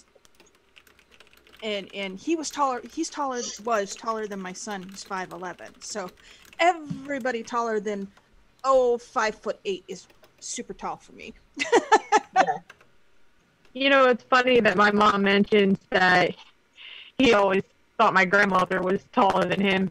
He actually told me that, yeah, my mom is also quite small. She's smaller than me. I'm 5'5". I would say she's maybe 5'4". But he also saw her as this big, terrifying figure. Oh, the big sister, so much bigger than me. So yes, that was it. Hey, if I ever spoke to him, hello, big sister. Call me big sister. Yep, do remember that. Yep. Everyone's taller than me. I'm all of 5 foot. Oh dear. Not me. You got me beat. But I think it's right to say he was, to all of us, larger than life. Absolutely. Well, JC, where do you stand? About 3'6"? Yeah, something like that. Oh yeah, she's a little girl. All of 4'11", I think now. If I haven't shrunk, I don't know. So you're legally a midget. I'm pretty sure anybody under 5 foot after the age of 18 is legally classified as. Yeah, I think it's either 4'11" or 4'10", something like that. I don't. It's somewhere right around there. Yeah, it's close. I'm definitely there. Yeah, this is I put up one of my favorite pictures of him, and just his big happy smile, and I ask people, well, why do you think he was smiling quite so big in this picture? And it's one of my favorites because it was our last family vacation that we had taken together in July of this past year, of 2019, sorry. And we went to a water park, and I had brought my waterproof camera with me, and that thing is like a brick. Like, you can't break that thing. Mm-hmm. So my niece was with us, his granddaughter, and she wanted to play with the camera. So I let her, and I kind of showed her how to use it. She was 3 at the time. She's 4 now. And this picture she took of him all on her own. I didn't help her with it or anything. And he was just so excited to see her, using technology and right. taking pictures and just, having fun and all that. And that's why this is one of my favorite pictures of him, just because he was so happy that it was her that took this picture. Well, she did a really good job. Yeah, absolutely. Framing him with the 2 different pictures on either side and the light behind him. Yeah. So she did a really good job with the trio frame. Yeah, absolutely. I mean, and I had just given her some basic, instruction on it, but, for that age, she did really well. And it was just, that was what made him so happy. And, his granddaughter was the light of his life. He would, he never stopped talking about her and, did everything he could with her. She has an almost perfect triangle of white at the top. Yep. Yeah, it was really good, and it was just definitely, that was what made him happy. His family, and the fact that this online community became part of his family just means so much to all of us too. Just hearing how many people's lives he's touched. Like I said, I know my mom has been watching this live stream, and it means so much to her as well. And it's not expressed enough, but we really appreciate that you're continuing to keep this going. Yes. Yeah. Well, absolutely, and there's so much more to it, and recently, it's been a hell of a year. Let's just put it that way. It's tough, and the main thing is, I know there is interest in continuing everything else, Sci Strike related. Obviously, movie night is a very small part of what he did, and if any, I've had a couple people approach me about things like Simple Science and stuff like that. I know Dora and Heat Shield had mentioned it to me, and you know, like I mentioned early on, I don't have a science background. I don't know anything about sciencey stuff. You know, I know the basics, and I've learned a lot over the last year for sure, but I don't have enough to continue any of that stuff. But with people having, you know, showing interest in being involved in that stuff, I definitely want to see all of that get rebooted as well. Mm-hmm. Well, and you know, one of the things about continuing movie night for a lot of us is that it keeps Jeff alive for us. Absolutely. Even though he's not there, he is. Yeah, it's definitely it's rough sometimes, and you know, obviously, I miss him all the time. You know, everybody in our family misses him, but it's been a hell of a year, that's for sure. Yep. Yeah, I will say that I know over the last couple of weeks, I've been serenading myself to sleep, if you will, with movie nights from the back catalog. Mm-hmm. You know, some of those 7 or 8 hour movie nights. You know, you hit the pillow at the start of it, and you wake up and it's still going. But yeah. I mean, just to hear his voice is very, very comforting. Well, what most people don't know is the reason I was always so grumpy about Tornado being so loud is I had a special needs girl sleeping in the bedroom next to him overnights on the weekends. So, and she didn't have to work on Saturdays like she did during the week. So he'd keep her up, and I'd have to stay up to keep her from running around the house and creating a disaster. Sorry. It's okay. So, yeah, it's fond memories of the first time he got on movie night and drink. Oh, yeah. Fuck. Citation fucking needed. Yep. Yes. Oh, jeez. And hearing Sci go, Tornado, volume. We can't hear. Do not deafen us all. Yeah, absolutely. I mean, I personally have so many memories with Sci, and you know, there's just too many to count. But you know, I mean, even one of my favorites was Halloween when I was real tiny, really tiny person, more so than I am now. And you know, he always would make our costumes, me and my sister. And I believe that year she was zombie bride or something like that. But I wanted to be, we came up with the idea, he and I, that I was going to be McDonald's French fries. And it wasn't just like a small costume. This costume was huge. I could, the Christmas Story movie where the kid's in the snowsuit and he can't walk? Mm-hmm. That's how I was in these French fries. But we made them together. He cut out styrofoam for all of the individual French fries and painted it yellow. He made out of, I think it was cardboard, a big McDonald's French fry box. And, he had holes in it. And I wore a red turtleneck underneath it. So I blended in. Like, the whole thing was huge but elaborate. And that was just, that was what he loved to do. And that was what he loved to do, Jessica. Let me tell you, from the time he could walk, Jeff's passion was taking things apart and turning them into other things. Absolutely. So it sounds like something. Yeah, he took a lot of my things and turned them into other things. But that's when you described how he made that costume. That's exactly. I could see him doing it now. Oh yeah, absolutely. And that was Halloween was his thing. He loved Halloween. Absolutely. Every year, and Halloween 2019, part of why it was so rough, I mean, obviously it was another year without the best dog in the world who loved Halloween, but every Halloween, or a couple weeks before, I would get a text, there's Uncle Jeff with a YouTube link or video, let's see what his Halloween display is this year. He loved creating that Halloween display. Yep. Now, wouldn't it have been fun, I know the timing is not exactly right, but wouldn't it have been funny had somebody who was later going to be on something that was called Adult Swim seen that French fry outfit and thought, gee, that would be I was just thinking that show, and here's Frylock. Yeah. Yep. All right, I found a picture. I'm gonna have to crop it a little bit to not show other people that may not be interested in having their picture shown. Give me a second here, but I'll see if I can find it. I was also hearing Jeanette talking. It sounding like growing up with Sci was probably something like living in Phineas and Ferb. It was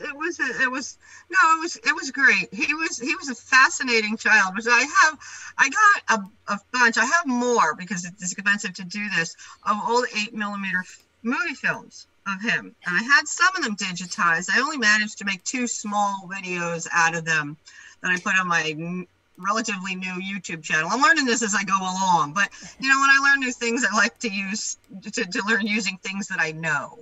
So I made 2 little videos of him, and I hope to make more because there are so many really great stories about him to tell, and so I will continue working on that and hope to make them available to you soon. But well, right now if we you just have want 2. some help, Mom, let me know. If you want some help, I mean, I know I live all the way in Pennsylvania now, but I can make the trip whenever you need me to help you figure it out.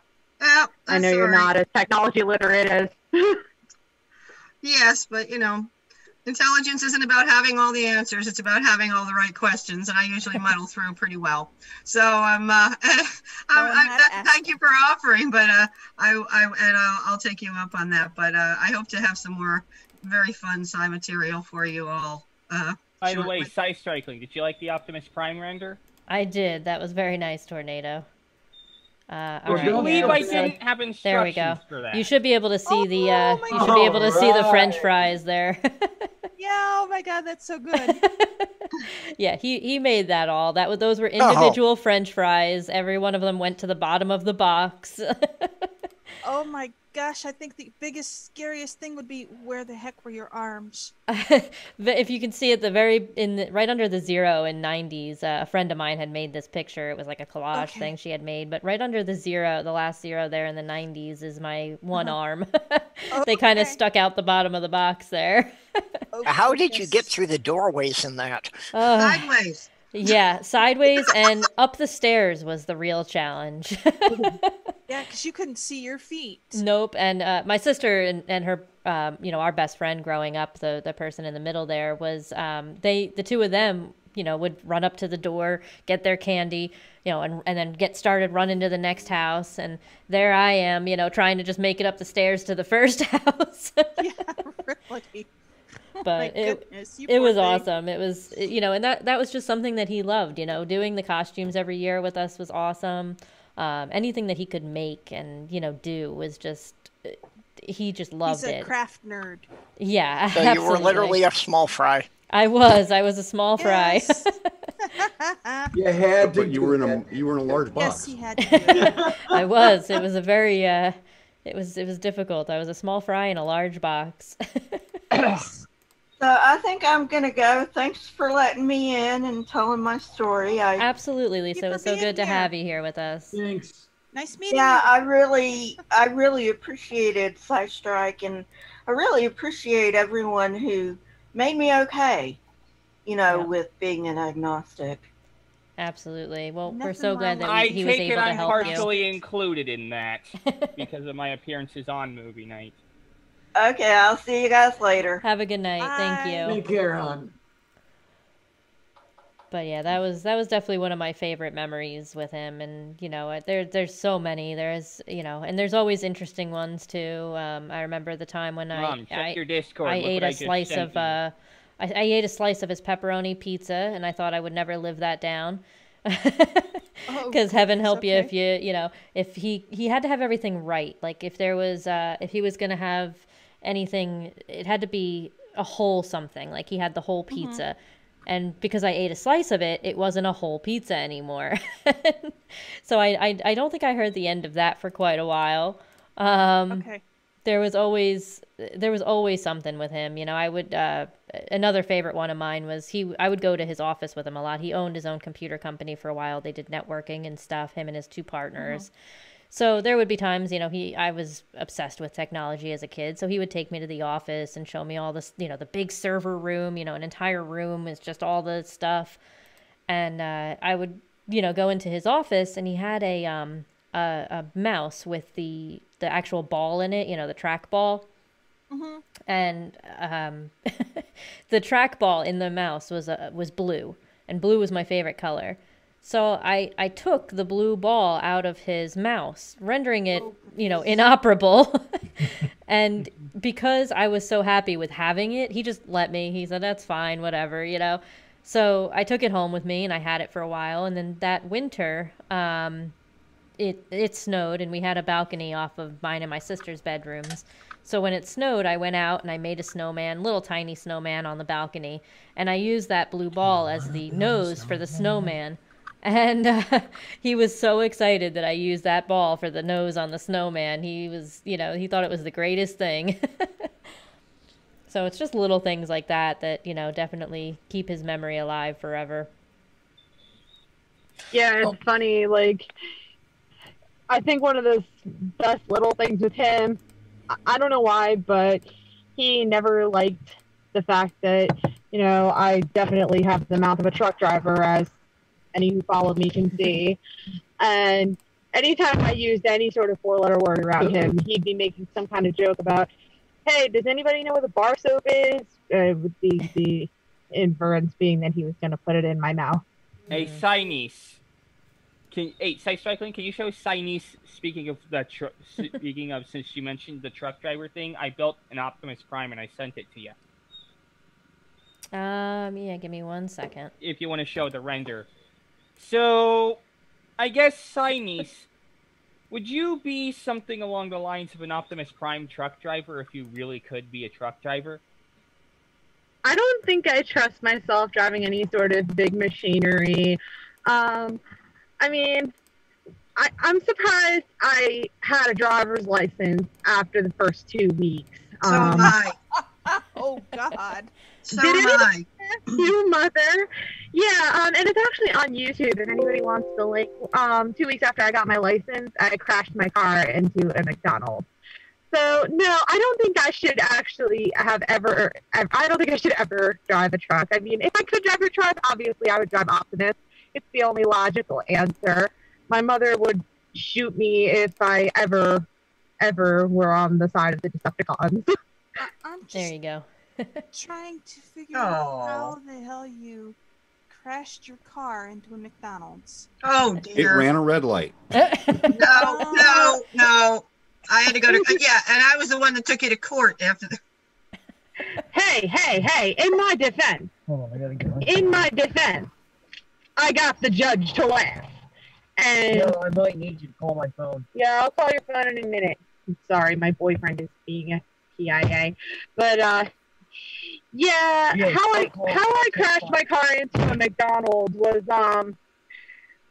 in 2011, there's this stupid teenage prank going around called coning. You would go to a drive-thru, you'd order an ice cream cone, you'd take the ice cream and leave the employee with the cone and drive away. Well, I was trying to do that, and it went horribly wrong. The employee threw the cone into my car, and I lost control and crashed into a brick wall. Building, took out a sign. Oh, yeah, and my phone rang. Well, you know what? At least I didn't call you from jail. I've kept that promise. You remembered. Yes, I did. I'm. No, that's. Yeah, I came home drunk plenty of times after you told me not to. I came home stoned plenty of times after you told me not to, and I have no idea how you didn't figure it out, but your husband did. But I never called from jail. Well, never did. I've never been to jail. Get back on the high road. Let's get back on the high road, Catherine. I've never heard of. Well, speaking of getting on the road, I have to cut out temporarily because I have to go make a store run. But I will probably be back at some point. No problem. Yeah, that's kind of how I score things. Over the course of 25 years, I helped raise 9 kids. 2 are in college and none are in jail, so I'm counting that as a full win. I've only raised the one. I think he's turned out okay. I'm not sure just yet, but he's getting there. Yeah, but that one is enough, eh? Yes, that one is enough, but that's okay. I'm also now caretaker for my mother, so somehow this has all gotten turned around. What the fuck? Yeah. That's not fair. I'm not supposed to be taking care of her. Yeah. Where did my life go wrong? But let's see. Yeah, so I'm I think probably we... going to take off here too because I got an appointment coming up with. See you later. Yeah, no Bye, problem, buddy. Tornado. Loves you. Love you too, and it was Bye-bye. nice being on here. Here, honey. All right, so if anybody wants to, I figured maybe we could take a look at some of Sci's old videos. Okay. I had one of the Is Genesis History videos up. I have to see where. Oh my. Those were definitely interesting to say the least. Let's take a look here. Give me 1 second. Bear with me while I get everything situated. Goodness. I apologize for that. How do Yeah, I? he I do made need those with to. Paul, right? The Yes. Genesis history. He made those with Paul, right? Yes. Yeah. I do need to bow out briefly. I've got to take a math test, but if this is still going when I'm done, I will jump back in. Probably will, Shadow. Sounds good, Shadow. Thank you so much. Have we got a decision for movie night or game night tomorrow? Yes, we are doing game night. I sent what games we will be playing to the Discord, so. All right. Feel Oh, I free to join suppose us I again, actually Diana. added a game card for Cards Against Humanity. I have no idea if it makes any sense, but I will make it make sense. There you go. That's all you gotta All right. do. I will see you guys in a bit. Okay. All right. Good See you, luck with the Shadow. Thank test. you. Bye. All right. Yeah, are you going to join us again tomorrow, Lavender? Yeah, that would be great. Thanks. Oh, you are welcome to keep joining us. Anybody who wants to. I mean, look up Game of Fools on Discord. We're there. That's where our links Yay. get posted. I keep meaning to get in for that, but I never seem to be around when you're running. We run Saturday nights. What time is Game of Fools normally, Talon? 10:30? Oh, look at me. 10:45 on Yeah, on 10:45. East Coast. Yeah. East Coast. Yeah. So. Or we like to think it's that time. All right. So I have one of his videos up Don't here. make Let's me see if hurt we you, can. child. Let's see Now. if we can hear it. I'm not sure. Kind of a challenge I would have to anybody who watches the Is Genesis History movie. When one side presents their argument, it sounds compelling until somebody comes and cross-examines them.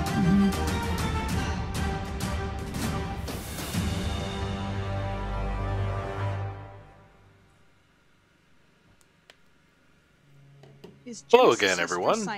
Welcome to another episode of Is Genesis History Science? On October 16th, 2015, Compass Cinema interviewed Dr. Kurt Wise, PhD in paleontology from Harvard University, with Dr. Del Tackett at Pocket Wilderness in Dayton, Tennessee.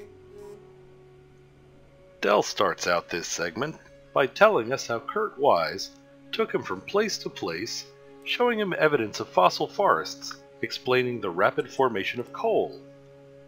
It should be noted, however, that nowhere in this segment is there any mention of rapid formation of coal. They end up at the entrance of an old abandoned coal mine. Let's join them, shall we? This is leftover remains of the Dayton Coal and Iron Company, built around 100 to 110 years ago. But what's amazing is, if you didn't know that history, and if you looked at these rocks, you would think they were very ancient. In fact, if we were in Greece, you might think they were thousands of years old.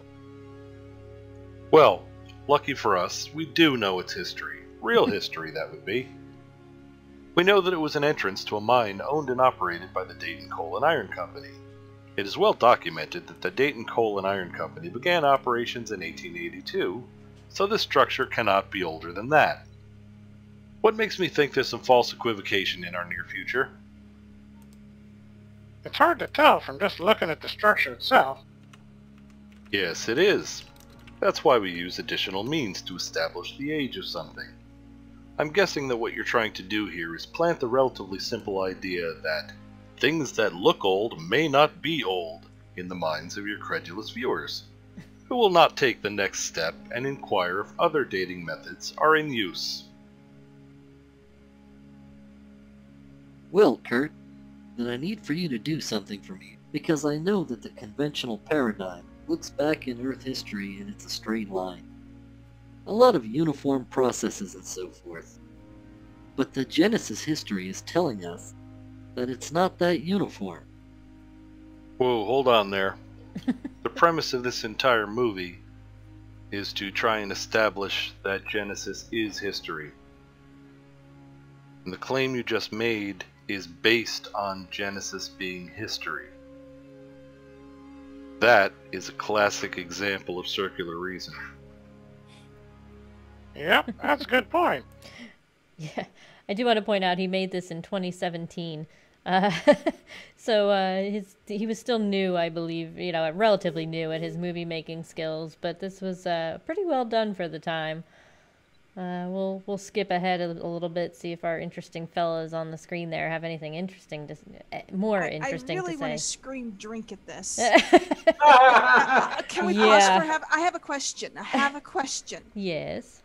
Now, these people's voices that he put into this, those aren't their real voices in this movie that he's talking about, right? Please God. To be honest, I'm not sure. I don't remember. I know he did these with Paul Gia, and I'm not sure what they used for the voices, if it was... I seriously just want to just keep screaming drink at this thing. Yeah. I was trying to say that the whole time and I was muted. Oh, no. Yeah, I'm not sure. Also, this is not what Momnito wants to. I can hear a tornado in the back. Give me some ice and soda, and shut up. Let's skip ahead and see if he found any more interesting footage from these people. An unsolicited admission that the conclusions in this segment are entirely based on and originate with claims made in the Bible. If you recall, the mission inherent in this movie is to prove that the Bible accurately depicts a series of historical accounts. Kurt seems to be saying that he's abandoned that mission altogether and, instead, will use the as-yet unproven historicity of the Bible as evidence in favor of a batch of other hypotheses. Historistius. So we slide into the third epoch of time, what I call the antediluvian epoch, the period before the flood and after the fall of man. It's a world that's different than the present. It's got the same natural laws going on, but it's a different set of critters, a different set of plants. It's a little bit warmer Earth. The continents are in different positions from what they are now. It looks significantly different. Oh my God. Chief? What was that? Kurt, there's no evidence whatsoever for a global flood. In fact, there's quite a bit of evidence against. As mentioned in the previous episode, I just love how frustrating it made him to do these, videos and to watch this. Yeah, I remember when he went to go see, his Genesis history to, take notes, and I think we still have one of his notebooks with all of the notes that he actually took, handwritten and everything. And I just remember, him just saying how awful it was to sit through and watch. And we did have a Stephen Bauman join us a little bit ago there, so we'll go over and say hi to Steve. Yay. Oh, you don't have to. Hi, how's it? You guys hear me? I can hear you. Yes. Okay, this is one of the best pictures of Blackie I think I have, so I use it as a background. I love that one. Well, I just saw the floating head and it scared the shit out of me. That's me. Yes. It's a weird thing it's doing. So you've got some really terrible it's the static Zoom trying to on do your video. The background eliminator. It's Zoom. It's not me. I'm not doing it. It's whatever Zoom's thing is. Yeah, so. Zoom does its best, but Zoom is not perfect with that for sure. No, Teams is better at that. Well, it's got yeah, you can see Blackie at least. Yeah, Teams is much better at this than Zoom is. Yes. But so there, you can see Blackie now. Dog or a cat? He's a cat. He's a cat. He's a cat who's 23 and a half inches from nose to butt. He's basically a house panther. Yeah, I don't even know how big he is with the tail. He's huge. And I didn't know if you wanted to just do your introduction, Steve. I know a lot of people, everybody that joined before, had just, you know, talked about how they met Sci and if they had any memories of him or with him or anything like that. Well, I never actually got to meet him. We corresponded all the time. As you know, he consulted me a lot for a lot of stuff, mainly geology videos and stuff like this, like these clowns, you know. And I never, and you couldn't. He has more patience than me. I would never give Ken Ham a dime. You know, even in the name of science and reason, I wouldn't do it because I would not like that place at all. But actually, how I met him, I don't remember exactly how I met him. My guess is probably somebody I already knew him, and said, "Hey, Steve, you need to meet this guy at least virtually," and you know, and it just went from there. And yeah, and we talked a few times too, but you know, unfortunately, I never got to actually physically meet him. Yeah, I know that's a regret for a lot of people. You know, not having that opportunity. Sean and I were happy to meet you when we drove out to Indiana. I think both times we met up with you. Yes, twice. I was gonna say, I think that was twice. It was twice, and you met Sarah too the second time. Yep, and the first and you got to time meet the dog. Yes. Yes. Yeah, he was with us both times, but he waited in the car on the second one since we were going in to eat. Okay. I didn't know he was there the second time, or I didn't remember. But I remember him the first time. I do remember him the first time. Absolutely. So yeah, it was. You know, I'm glad that you know he had gotten the opportunity to know you as well, because he loved this community. He really did. But we were just looking at some of his old videos, and let me see. Maybe I can find another one here. Let's take a look. He did teach me patience online, though. I'll give him that. Before him, I would just yell haphazardly at things. He did show me how to be a little more patient with some people, even if they didn't deserve it. Yeah, exactly. Let's see, what else did we have? Let's see. He's got I guess when RJ originally started doing his evolution hour, he's got a bunch of those on his channel as well. Let's see, what was this one? I'm sure it's wonderful. Was RJ here at all? He was, today? yeah. He just left a little bit before you got in here. Okay, yeah, I was still actually at work when you started. I reserved the conference room to talk, but it got started late and I was already on the way home. Gotcha. So, yeah, so I just came in now. We're getting pizza. I'll probably leave when we get the pizza, but I got time and it'll be good to watch a little bit of this. Yeah, absolutely. Jessica, I'm going to have to leave too. All right, no problem. Our pizza is here too, as it turns out, and it has no pineapple on it, just mushrooms. Very Pineapple's good. Evil. Pineapple's So evil. I'll keep in touch, and hopefully we'll all do some more of this interacting in the future. Absolutely, yeah. And I mean, you're always very welcome. grateful to have been invited. Thank you very much for having me. Absolutely, I'll be in touch, and you're definitely welcome for movie night. Thank you. Bye. All right, so I had another one up here. Let me see if I can get that up here. Give me 1 second. These window capture thingamabobs here. Let's see. So this was an early movie night as well. This one was August 12th, 2017. This was one of the early ones. You could see RJ was on the panel back then. Yeah, it was over 3 years ago. Yeah, and I think that was Tau Ceti Alpha underneath there as well. Let's take a look and see if there was anything fun going on. The typical neuron of his brain actually has less density than the amount of mass in between us and the nearest star. Or more vacuum. Yeah, he's actually, if we want to see a nature's most perfect vacuum, we're watching it up in the little left-hand corner. What was that, Chris? I just remember when Telceti Alpha made that special Flursar in full return mode, special for the movie night. That was kind of cool. Absolutely.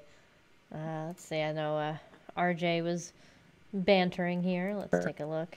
Well, a cheap way to observe a black hole.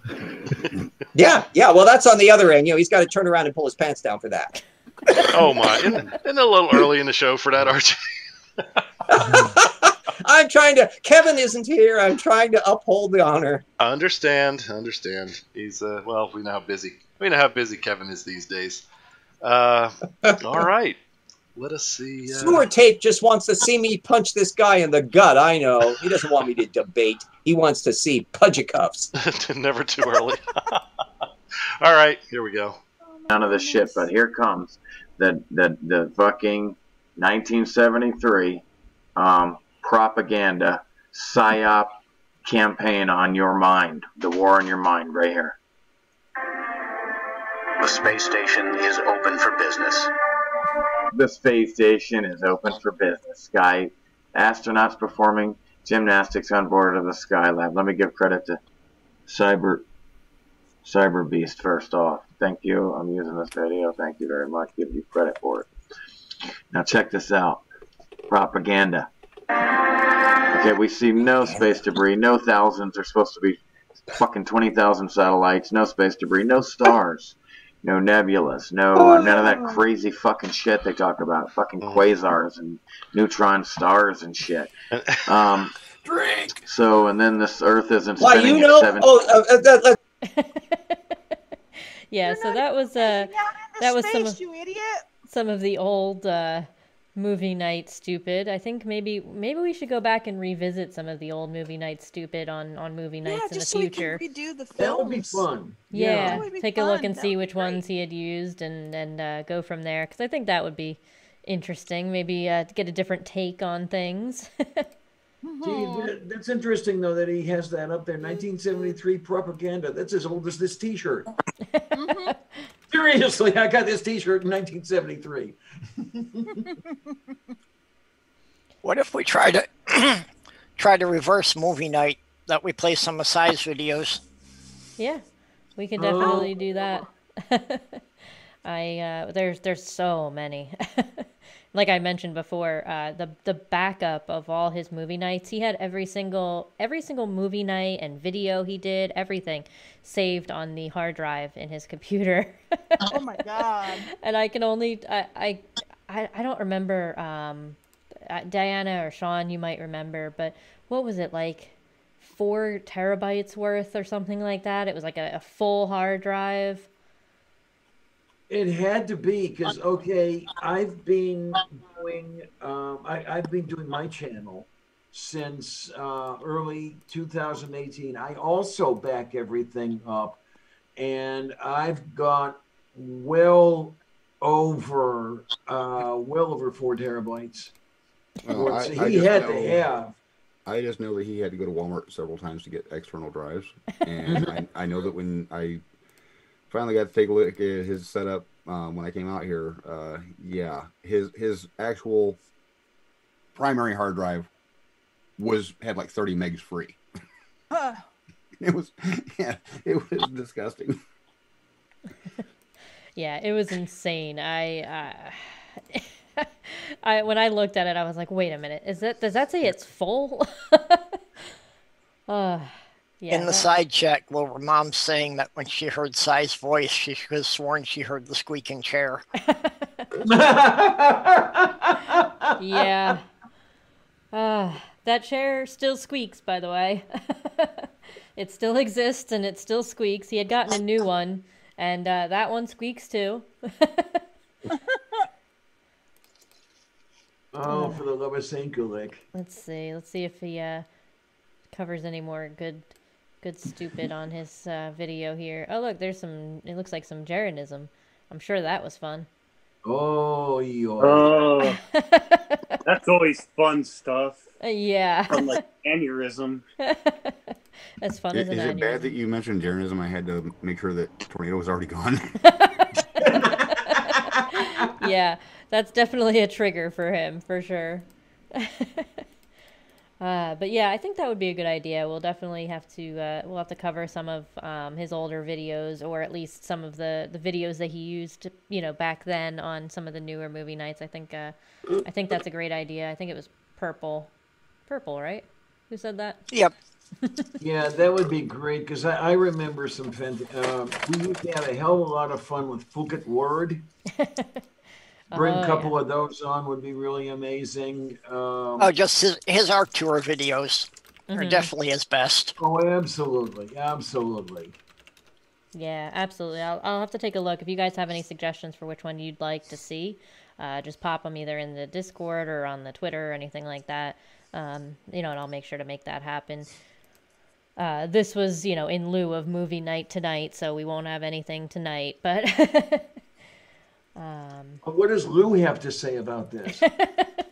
Well, it's in him, so he better have something to say. I just had to do that. I right? know. Well, I just had to ask, run her back. Well, one of Sci's biggest things was always, if you ever told him Shirley, Surely, he always would sit there and say, "Don't call me Shirley." And I can always remember hearing him say that. That was just one of his little things that he always had to say, Absolute. But let's see what else here. Which was really cool.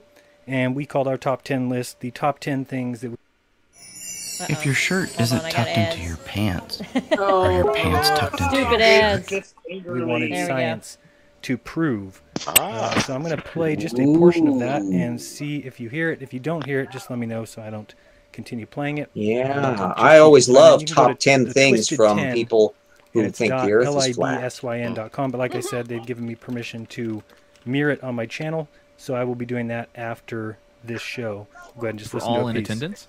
By the way, we just had Jay Alvarez come in studio, so he is with us now as well. Oh, what's up, everybody? The studio! They have a studio! And of course, Jaron and David, we run our studio out of our home, so our dogs are walking around with a squeaky toy. Oh, then it's So not a here is how studio. the Okay. Well, it's studio-ish. Ish, yeah. Well, I lived in a listeners that are new studio coming to us apartment in from, Ontario, David or- California, but I think it would be going a lot of ways to say something that's got stucco and walls you can hear through as being a studio, even if you put a camera in it. All right. Uh-oh. I'm going to hit play, but if he says anything stupid, just talk over him. The pug is up to something. Okay. I'll be right. I'll be right back. Just Okay. Jaron's fans, Carry or on. if you're hearing this on their YouTube channel or what have you, the Twisted... Yeah, those were definitely interesting movie nights back then. Like I said, this one was from August of 2017, so just, 3 years ago at this point. And I did want to just mention too, my mom had messaged me and she said she had to go, but she wanted to tell everybody thank you for their stories and kind words. So yes, it definitely meant a lot to her to hear everybody talking about how fondly they remember him. But with that, I mean, I don't have a whole lot more for us tonight. If anybody else would like to add anything or any other stories or anything you'd like to add, by all means, now would be a perfect time to do so. Did he actually enjoy that housekeeping icon? It seemed like he always waited for someone. He always waited for someone to say housekeeping just so he could get righteously indignant and the icon up. Yeah, I think he enjoyed the fun that everybody had with it. I was just listening to that movie night, the first movie night where that picture appeared just last week. It was one of the serenades to Serenade Me to Sleep, and just to remember that, yeah, the whole bunch of fun that we had with that. He did so well to sound mortified and embarrassed. I mean, when I'm listening to him, I'm thinking, yeah, he had to be loving every minute of it. Absolutely. I think he definitely was. I think he enjoyed having, the audience having fun with it. Mm-hmm. If I remember correctly, Peter took a pot shot at me with that also, because he made another one, housekeeping picture. I ended up booking a housefrau, basically, and Peter would do all sorts of wonderful things like that. He had some crazy stuff going. Yeah. Yeah, I definitely think he liked that. He liked the fun. But yeah, if anybody had anything else they wanted to add or say or anything like that. And Chris Kelling, I know you guys have Game of Fools tomorrow night with Shadow and Mom NATO and Tornado and everybody involved in that. Gonna miss movie night tonight though. Yeah, it's the I wanted to highlight of make Friday nights. It is, yes, absolutely. And catch it on the replay. Yeah. And smash the like button, people. Yeah, really. And Diana, you have your show on Tuesdays and Sundays. Yes, dear. Yes. Absolutely. Same we bat have all channel, sorts same of- bat time. Again, huh? Same bat channel, same bat time. Yeah, Sundays at noon and Tuesdays at 7 p.m., both Eastern.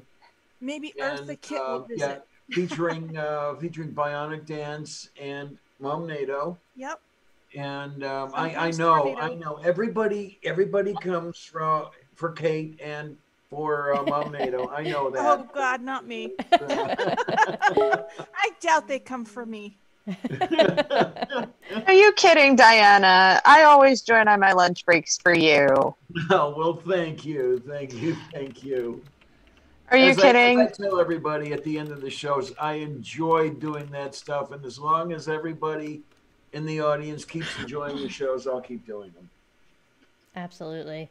I do like watching them. I'm usually at work, at least for the Sunday one especially. And then the Tuesday night one, anything at night anymore is difficult. Having to be up every morning at about 4:30 in the morning definitely has me getting to bed early. So anything at night is a little difficult. But and then we had Steve, did you just have a video out today, I believe? Yeah, it's just another Nerd Maths one. Nothing really interesting. There'll be more geology ones coming up here because we're going back up north. My mother moved to the UP. She now only lives like 3 miles from the cabin. So we'll be going up there even more. So I'll have some more geology videos coming out. And we're actually going to try to date some old rocks up there. But yeah, it's... the videos have just been kind of like filler videos for now, and I'm sorry haven't had a lot of time lately to go to people's channels and stuff and catch up. And I actually am switching jobs within the agency. I'm just taking a different position. It's a total lateral move, but I'm going to even have less time because I'm going to be in the field a lot more, which is what I wanted. So, yeah. So, okay, you're going to take the rocks for dinner and a movie then? Yes, there we go. Okay. Gotta wine and dine them. Gotta wine and dine them for sure. Emphasis on the wine, especially with this crowd. Absolutely. That reminds me, I got rosé in the fridge. Oh my! And we did have my sister and my brother-in-law in the live chat as well. So thank them for coming as well. I know that hearing all these stories and everything definitely means a lot to them as well. Hearing how much that Sci meant to everybody. And... Oh, indeed. There's no replacing Jeff. No, there isn't. Nope, not at all. Well, but as you said, that the memories are how he continues to live. Mm-hmm. Yep. As long as we continue to share his memories, part of him is still here. Exactly. And share movie nights. Yep. Absolutely. Every movie night is a refresher of his life. Yep, absolutely. And like I said, it's just a huge, a good feeling, I guess I could say, that he affected so many people, and just that everybody, you know, remembers him and is better off for having known him. Did anybody have anything else they'd like to add before we wrap up? No. No. All right. Well, then, with that, again, thank you, everybody. Let me get my window up here. There we go. Thank you, everybody, and we'll say goodnight to everybody. Good night, everybody. Say goodnight, panel. Good night. Take care. Thanks Later, a lot. all. Good night. On the other side. Yep. See those of you Saturday.